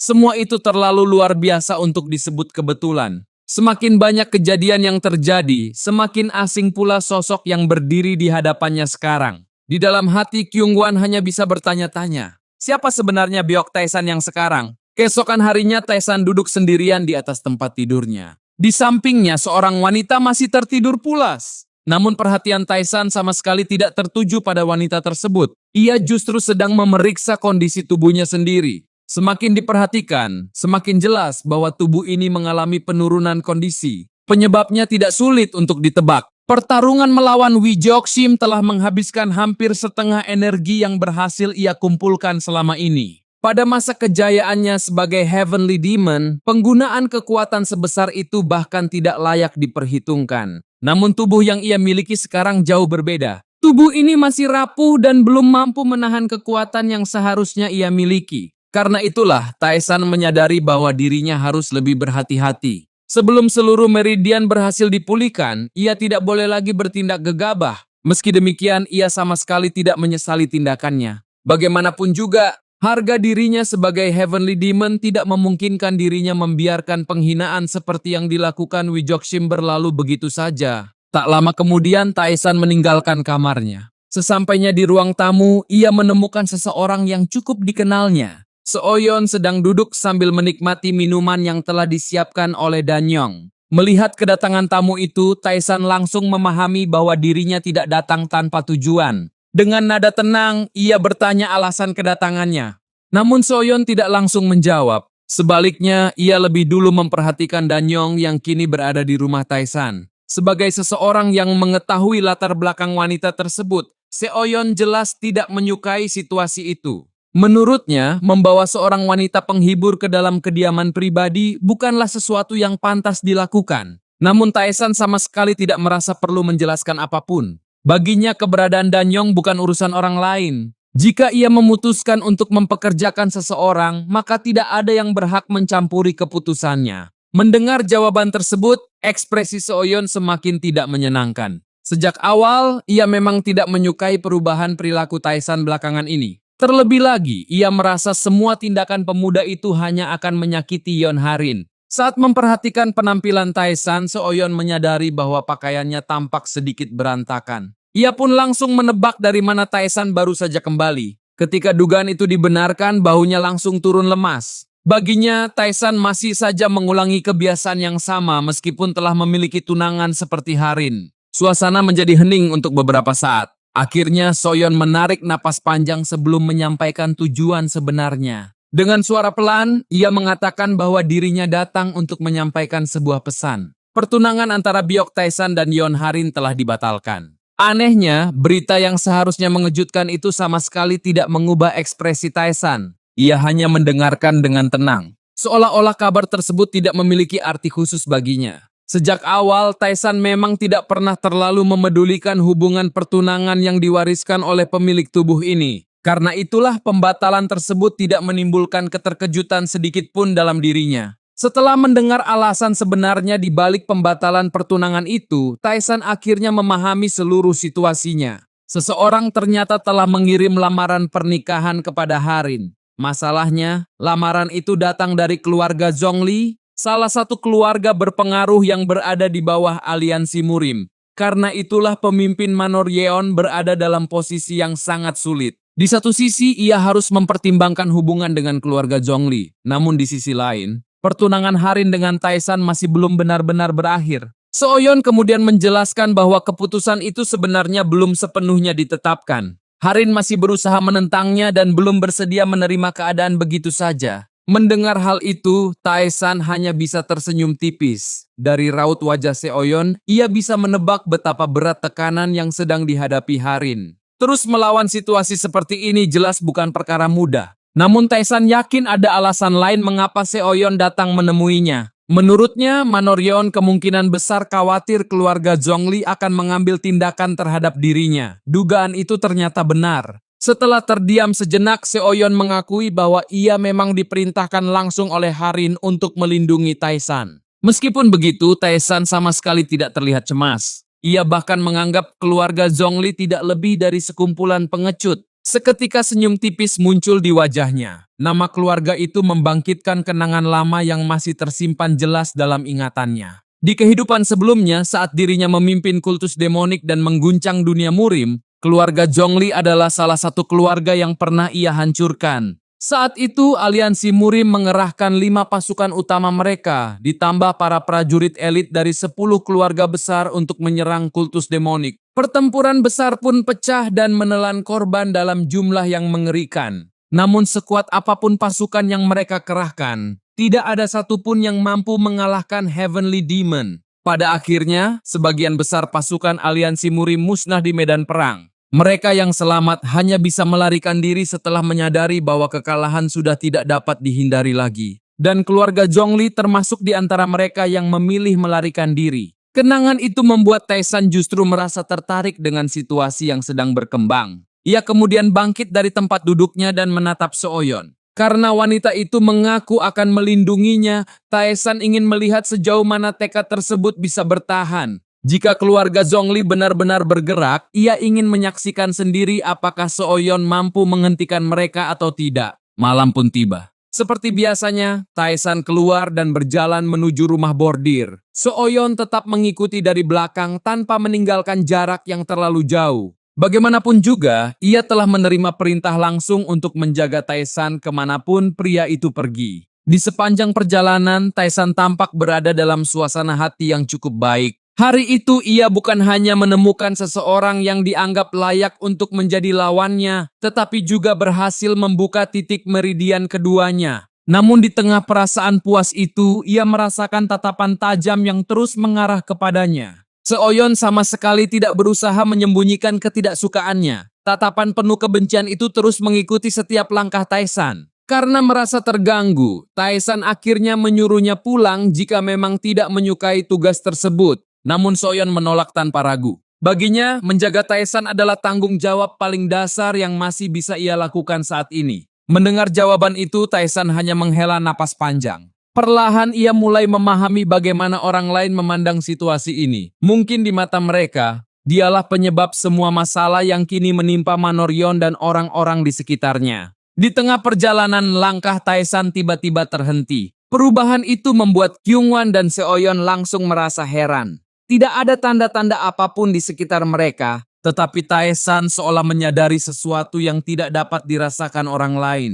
Saat ditanya apa yang terjadi, Taesan dengan santai mengatakan bahwa ada beberapa orang yang sedang mengawasi mereka dari sekitar tempat itu. Kyungwon langsung terdiam. Sebagai seorang pendekar, indranya cukup tajam. Namun saat itu ia sama sekali tidak merasakan kehadiran siapapun selain mereka bertiga. Akan tetapi, beberapa saat kemudian hawa membunuh yang samar mulai muncul dari kegelapan. Seketika Kyungwon menoleh ke belakang. Benar saja, dari balik bayangan malam, beberapa sosok berjubah hitam mulai bermunculan dan perlahan mengepung mereka dari berbagai arah. Melihat keadaan itu, Kyungwon segera menghitung jumlah lawan yang terlihat. Menurut pengamatannya, ada 3 orang yang mengelilingi mereka. Namun Taesan langsung mengoreksinya. Menurutnya, jumlah mereka bukan 3, melainkan 4 orang. Salah satu dari mereka sengaja menyembunyikan kehadirannya dengan sangat baik sehingga hampir mustahil dideteksi oleh orang biasa. Begitu identitasnya terbongkar, sosok keempat itu akhirnya keluar dari persembunyian. Pria tersebut ternyata adalah pemimpin kelompok pembunuh yang telah mengatur penyergapan malam itu.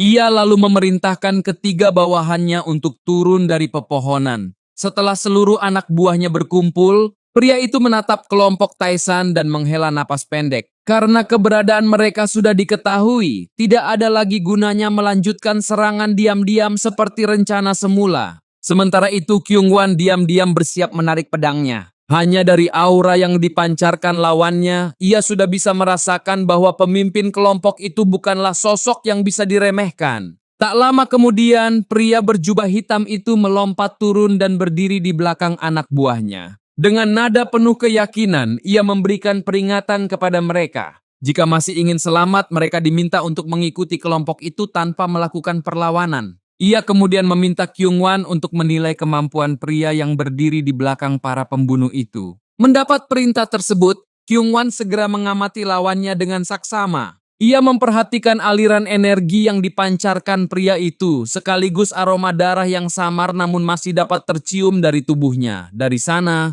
Kyungwon menyimpulkan bahwa lawan di hadapannya jelas bukan anggota biasa dari faksi unortodoks. Setelah melakukan penilaian singkat, ia akhirnya memberikan jawabannya dengan penuh keyakinan. Menurutnya, kemampuan pemimpin kelompok pembunuh itu berada sekitar 3 tingkat di bawah dirinya. Mendengar penilaian tersebut, Taesan langsung tertawa kecil. Baginya, kesempatan seperti ini sangat cocok untuk menguji perkembangan Kyungwon setelah menjalani berbagai latihan. Dengan santai ia mempersilahkan pengawalnya itu untuk maju. Sudah saatnya melihat apakah kemampuan Kyungwon benar-benar berkembang atau justru masih berhenti di tempat yang sama. Tanpa ragu sedikit pun, Kyungwon langsung melangkah maju menuju para penyergap yang menghadang mereka. Begitu ia mendekat, ketiga pembunuh berjubah hitam itu seketika membeku di tempat.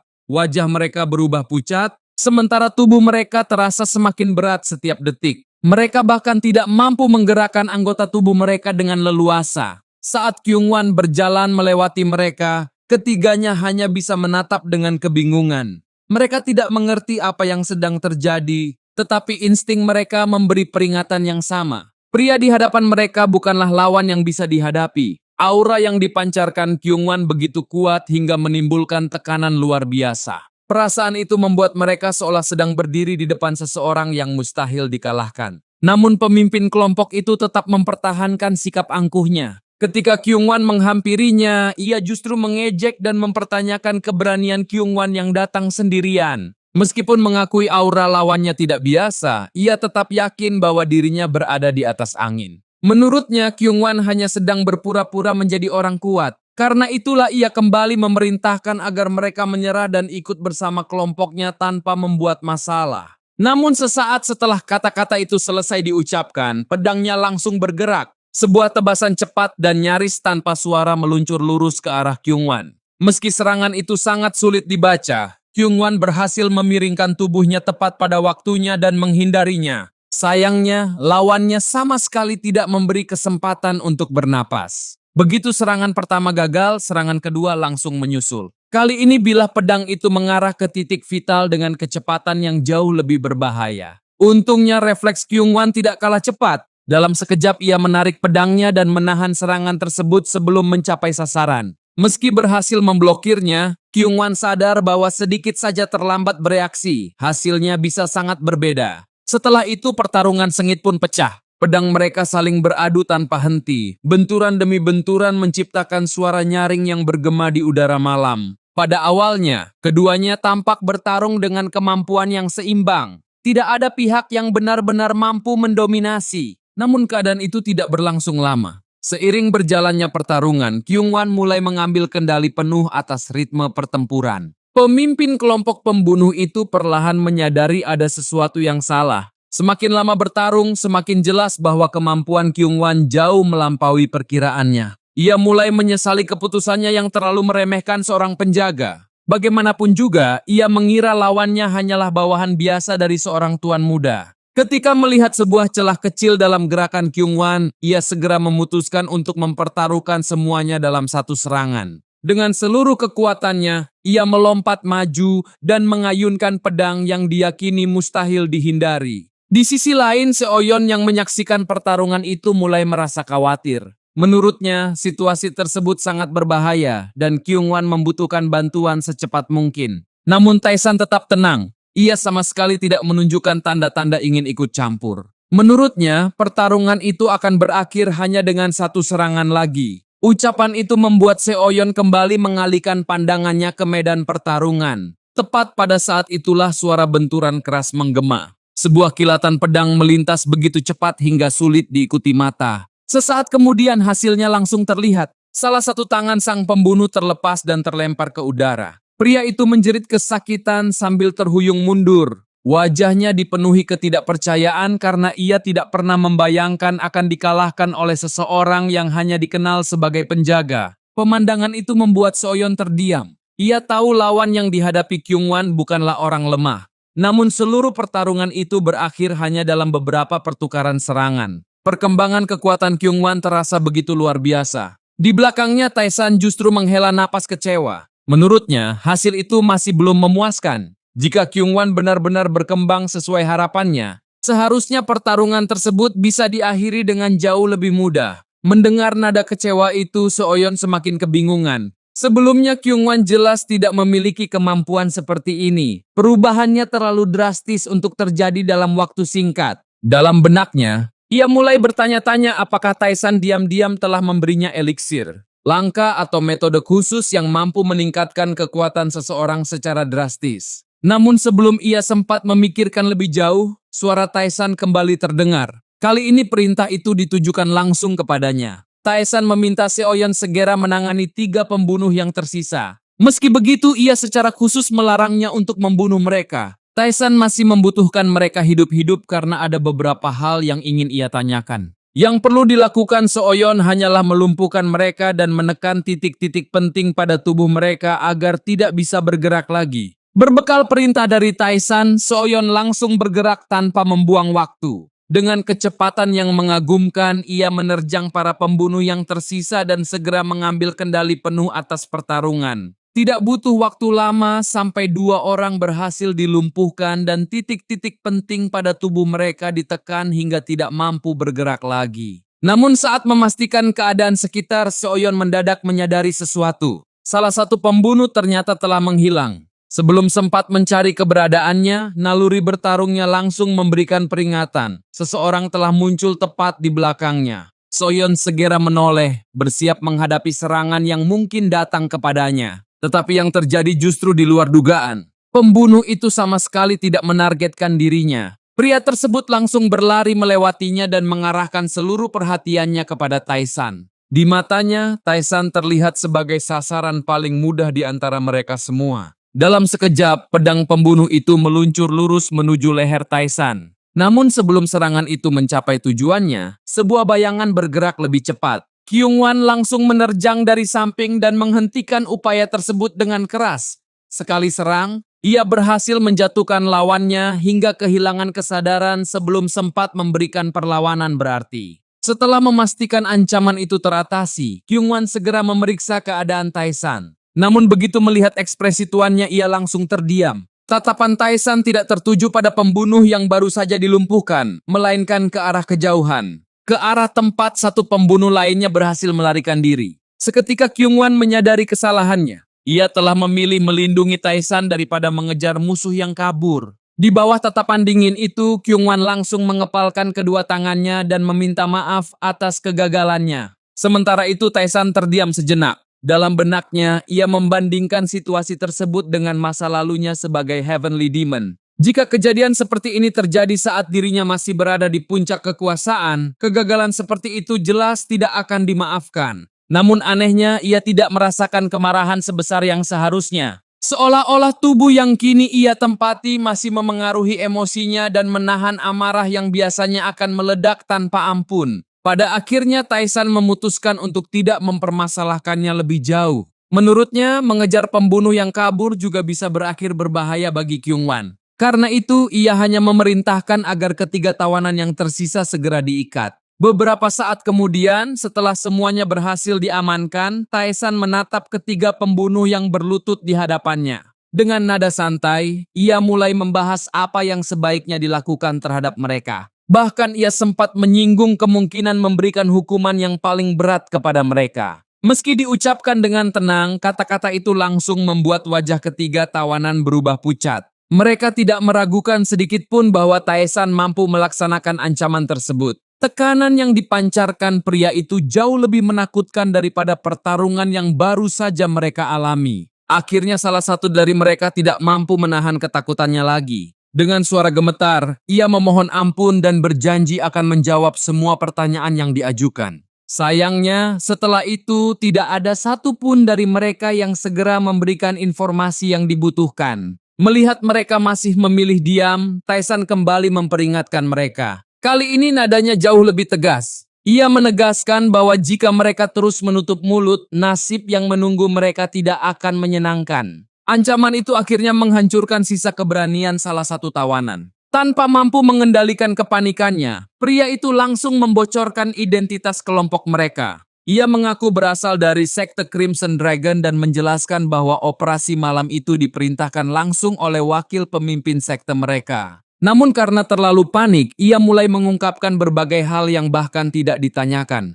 Ia menceritakan bagaimana kelompoknya memaksa orang-orang membayar uang perlindungan, menekan warga yang menolak, hingga membuat keributan di sebuah penginapan karena tidak mendapatkan perlakuan yang mereka inginkan. Semua pengakuan itu keluar tanpa kendali. Anehnya, Tae-san justru tidak terlihat tertarik mendengarkannya lebih jauh. Sebelum pria itu selesai berbicara, Tae-san sudah berbalik dan meninggalkan tempat tersebut. Ia kemudian memerintahkan Kyung-wan untuk membawa ketiga tawanan itu. Selama mereka terus berbicara dan memberikan informasi, nyawa mereka akan tetap dipertahankan. Tae-san bahkan menyuruh seseorang mencatat seluruh pengakuan yang mereka berikan. Namun ia juga memberikan satu perintah yang sangat jelas. Begitu mereka berhenti bekerja sama dan tidak lagi memberikan informasi yang berguna, tidak ada alasan untuk membiarkan mereka tetap hidup. Di sisi lain, Seoyeon hanya bisa menatap punggung Tae-san dengan perasaan yang semakin sulit dipahami. Baru saja mereka mengalami penyergapan yang mengancam nyawa, tetapi pria itu sama sekali tidak terlihat terganggu.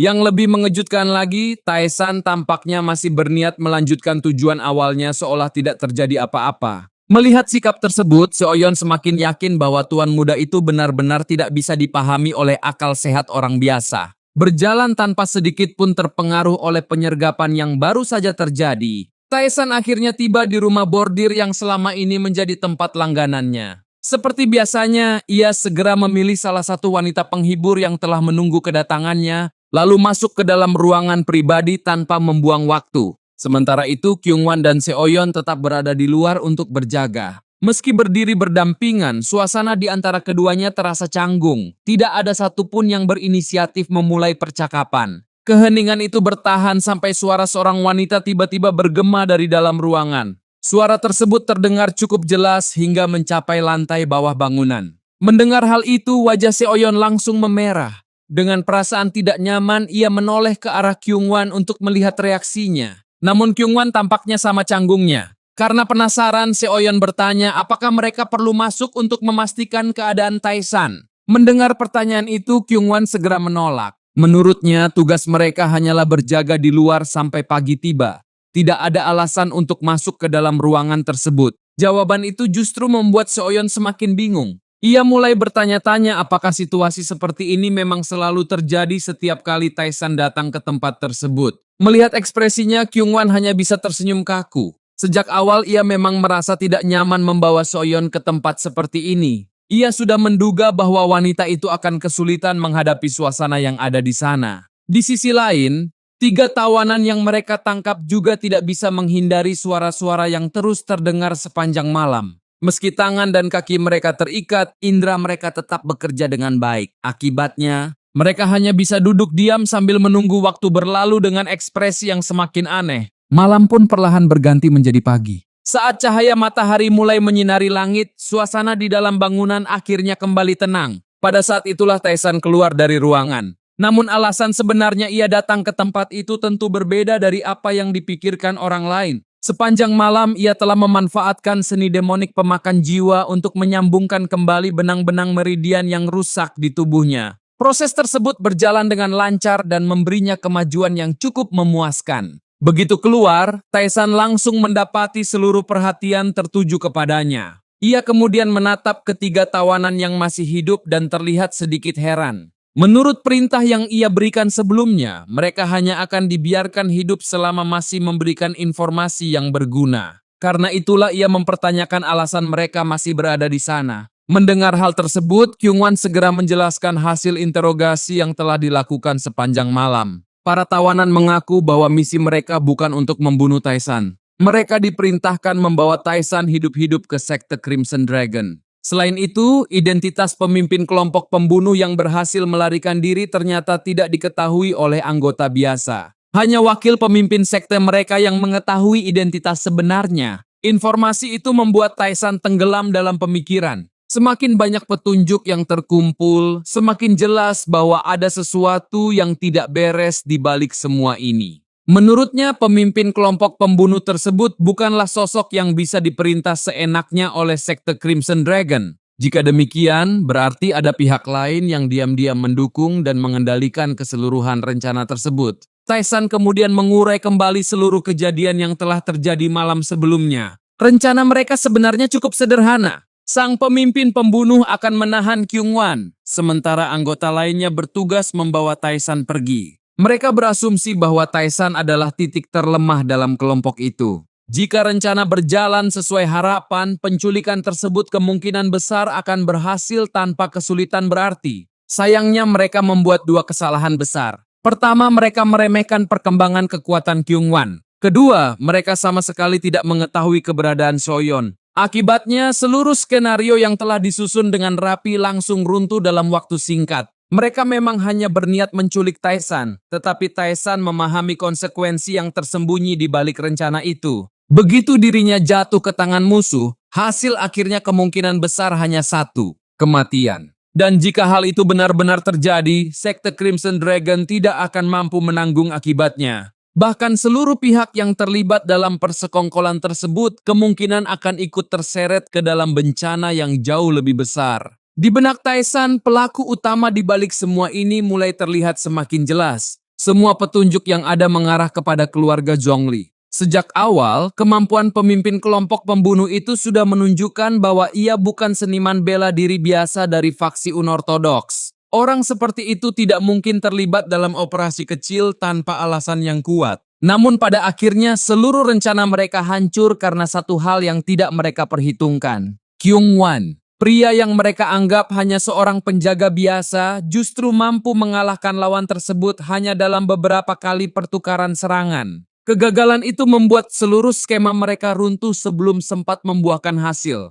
Sambil meninggalkan rumah bordir, Taesan akhirnya memberikan perintah baru kepada Kyung-wan. Ketiga tawanan itu harus dibawa ke kediamannya. Untuk saat ini mereka masih memiliki nilai guna, dan Taesan merasa informasi yang bisa digali dari mereka belum sepenuhnya habis. Beberapa saat kemudian, mereka akhirnya tiba di pavilion milik Taesan yang terletak di bagian timur kompleks utama Golden Wall Merchant. Setelah memasuki bangunan tersebut, Taesan langsung menuju ruangan tempat ketiga tawanan ditahan. Sambil membuka pintu, ia mengatakan bahwa sebelum melanjutkan interogasi, mereka perlu memastikan para tawanan tidak memiliki kesempatan untuk melarikan diri ataupun melakukan perlawanan. Menurutnya, ada sebuah teknik pembatasan yang sangat berguna untuk tujuan itu. Lebih dari itu, ia bahkan berniat mengajarkan teknik tersebut kepada Kyung-wan dan Seo-yeon. Ucapan itu langsung membuat keduanya terkejut. Mereka tidak menyangka Taesan akan memberikan pelajaran secara langsung, apalagi mengenai teknik yang belum pernah mereka dengar sebelumnya. Di sisi lain, Seo-yeon kembali dibuat bingung oleh perubahan yang ditunjukkan Taesan. Selama ini ia mengenal Taesan sebagai seseorang yang lemah, dingin, dan sering berbicara tanpa memedulikan perasaan orang lain. Namun semakin lama ia mengamati pria itu, semakin banyak sisi baru yang tidak pernah ia ketahui sebelumnya. Sementara Seo-yeon tenggelam dalam pikirannya, Taesan mulai menjelaskan teknik tersebut. Ia mengangkat dua jari dan menunjukkan posisi yang harus digunakan. Menurutnya, inti dari teknik itu terletak pada pengendalian energi internal. Dengan mengalirkan energi ke titik tertentu pada tubuh lawan, seseorang dapat menghambat fungsi bagian tubuh secara paksa dan membatasi gerakan target. Meski terdengar sederhana, pengendalian energi yang tepat menjadi kunci utama keberhasilannya. Karena itu, Taesan meminta keduanya memperhatikan setiap langkah dengan saksama. Mendengar penjelasan tersebut, wajah ketiga tawanan langsung berubah pucat. Mereka segera menyadari bahwa diri mereka akan dijadikan bahan latihan. Meskipun keberatan, tidak satupun dari mereka berani mengucapkannya. Dalam keadaan seperti itu, mereka tidak memiliki pilihan selain pasrah menerima apapun yang akan dilakukan. Sementara itu, Kyung-wan justru terlihat tertarik. Ia belum pernah melihat teknik pembatasan seperti yang dijelaskan Taesan. Namun cara Taesan menerangkannya sangat rinci dan mudah dipahami, sehingga ia dapat menangkap prinsip dasarnya dengan cepat. Tak lama kemudian Taesan mulai memberikan demonstrasi. Ia meletakkan kedua jarinya di bawah telinga salah satu tawanan dan memperingatkannya agar tidak mencoba melawan atau mengkhianati dirinya. Pria itu langsung panik dan buru-buru bersumpah bahwa ia tidak akan pernah berani berkhianat. Sayangnya, sebelum ia selesai berbicara, Taesan sudah menjalankan teknik tersebut. Dalam sekejap, tubuh tawanan itu langsung kehilangan keseimbangan. Ia jatuh ke lantai sambil menahan rasa tidak nyaman yang tiba-tiba menyerangnya. Pemandangan itu membuat dua tawanan lainnya semakin ketakutan. Setelah menunjukkan caranya, Taesan meminta Kyung-wan untuk mencoba sendiri pada tawanan yang lain. Baginya, latihan langsung adalah cara terbaik untuk memahami teknik tersebut. Kyung-wan pun segera melangkah maju dan mencoba mengikuti setiap instruksi yang telah diberikan. Di sisi lain, Seo-yeon hanya bisa memperhatikan dengan ekspresi rumit. Bukan hanya teknik itu yang membuatnya heran, tetapi juga fakta bahwa Kyung-wan sama sekali tidak mempertanyakan dari mana Taesan mempelajari kemampuan semacam itu. Seolah-olah pria itu sudah terbiasa menerima hal-hal yang tidak masuk akal dari tuannya. Sementara keduanya masih mempelajari teknik tersebut, Taesan kembali melontarkan peringatan kepada para tawanan. Kali ini nadanya jauh lebih dingin. Ia menjelaskan bahwa mereka masih memiliki dua orang untuk dijadikan bahan latihan berikutnya. Karena itu, mereka sebaiknya bekerja sama dan mematuhi setiap perintah yang diberikan. Ancaman itu langsung menghancurkan sisa keberanian yang dimiliki para tawanan. Mereka tidak lagi berani membantah ataupun mencoba menyembunyikan sesuatu. Yang tersisa hanyalah ketakutan dan harapan agar proses latihan itu segera berakhir tanpa menimpa mereka lebih jauh. Melihat reaksi tersebut, Taesan tampak cukup puas. Baginya, rasa takut seringkali menjadi cara paling efektif untuk memastikan seseorang tetap patuh tanpa perlu mengawasi mereka setiap saat. Cerita kemudian berpindah ke Pavilion Joseo, salah satu wilayah penting yang berada tidak jauh dari kediaman Taisan di dalam kompleks keluarga Golden Wall Merchant. Di tempat itu, seorang pria parubaya sedang membaca laporan yang baru saja diterimanya. Pria tersebut adalah Byok Woheng, Master Pavilion Joseo sekaligus paman Taisan. Sementara orang yang berdiri di hadapannya bernama Byok Sang-il, putra sulungnya yang juga dipersiapkan sebagai penerus pavilion tersebut. Sambil meneliti isi laporan itu, Woheng menanyakan perkembangan penyelidikan terhadap rumah bordir bunga harum. Menurut laporan yang diterimanya, organisasi tersebut masih belum mengakui tuduhan apapun yang diarahkan kepada mereka. Namun Sang-il tampaknya tidak terlalu khawatir. Menurutnya, selama tekanan terus diberikan, cepat atau lambat pihak rumah bordir bunga harum pasti akan menunjukkan kelemahan yang bisa dimanfaatkan. Meski demikian, Woheng memiliki pandangan yang berbeda. Baginya pengakuan bukanlah hal yang paling penting. Rumah bordir bunga harum dikenal sebagai organisasi intelijen yang beroperasi di balik kedok tempat hiburan. Daripada menghancurkan mereka, Woheng lebih tertarik memanfaatkan situasi yang ada untuk menarik organisasi tersebut ke pihak Golden Wall Merchant. Jika berhasil, keuntungan yang diperoleh akan jauh lebih besar daripada sekadar memenangkan perselisihan biasa. Setelah membahas masalah itu, Woheng meminta laporan lain yang mungkin lebih penting. Sang-il pun segera menyampaikan informasi terbaru mengenai sekte Crimson Dragon. Sejak kematian pemimpin mereka, sekte tersebut mengalami kekosongan kekuasaan. Situasi itu memicu ketidakstabilan di dalam organisasi, bahkan ada kemungkinan mereka akan terpecah menjadi beberapa kelompok yang saling bersaing. Lebih dari itu, penyelidikan mereka menemukan tanda-tanda bahwa ada pihak luar yang sedang memengaruhi pergerakan sekte Crimson Dragon dari balik layar. Mendengar hal tersebut, tatapan Woheng langsung berubah serius. Tanpa ragu, ia menyebut satu nama yang menurutnya paling mungkin terlibat. Aliansi Golden Heavenly. Kelompok itu merupakan aliansi dagang yang terdiri dari berbagai kekuatan ekonomi di wilayah Wuhan.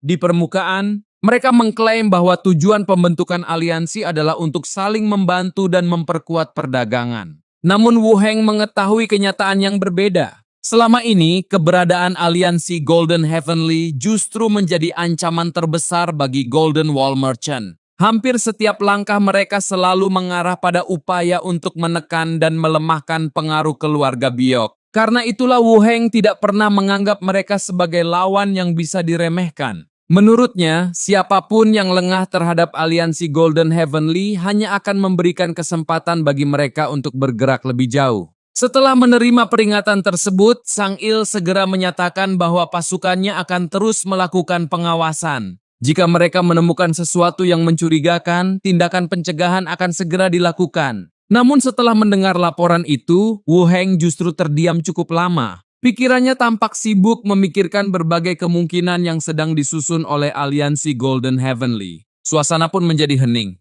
Akan tetapi saat Sang-il mengira pembicaraan telah selesai, Woheng tiba-tiba mengangkat topik yang sama sekali tidak berkaitan dengan urusan politik maupun perdagangan. Belakangan ini, ia mendengar bahwa Taisan mulai dikenal dengan julukan yang cukup aneh, Raja Malam. Karena penasaran, ia pun bertanya kepada putranya apakah mengetahui rahasia di balik julukan tersebut. Sang-il hanya menggeleng.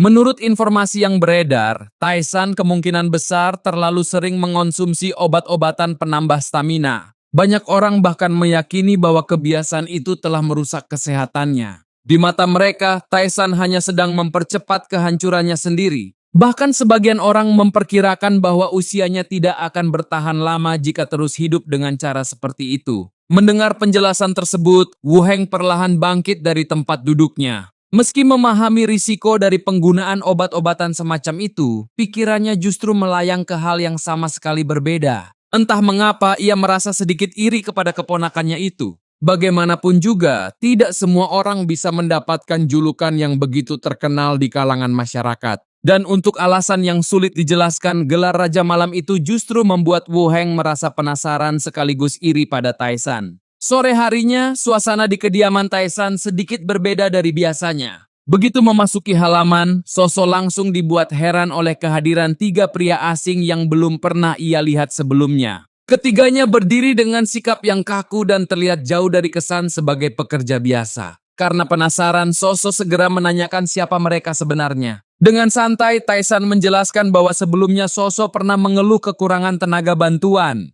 Karena itulah ia memutuskan membawa beberapa orang untuk bekerja di tempat tersebut. Jawaban itu sama sekali tidak membuat Soso merasa tenang. Sebaliknya, semakin lama ia memperhatikan ketiga pria itu, semakin besar pula rasa curiganya. Mereka tidak terlihat seperti pelayan ataupun pekerja rumah tangga. Aura yang mereka pancarkan justru lebih mirip orang-orang yang terbiasa hidup di dunia gelap. Melihat reaksi tersebut, Taisan hanya mengangkat bahu. Jika Soso benar-benar tidak menyukai mereka, menurutnya tidak masalah untuk menyingkirkan mereka begitu saja. Ucapan itu membuat Soso semakin bingung. Di satu sisi, ia menyadari bahwa Taisan ternyata masih mengingat permintaannya beberapa waktu lalu. Namun di sisi lain, cara Taisan memenuhi permintaan tersebut terasa sangat aneh. Semakin hari, sikap tuan mudanya memang terlihat jauh lebih baik daripada sebelumnya. Sayangnya perubahan itu justru membuatnya semakin sulit dipahami. Sementara Soso masih memikirkan hal tersebut, Taisan berjalan mendekati ketiga mantan pembunuh itu. Lalu tanpa peringatan apapun, ia memutuskan untuk memberi mereka nama baru.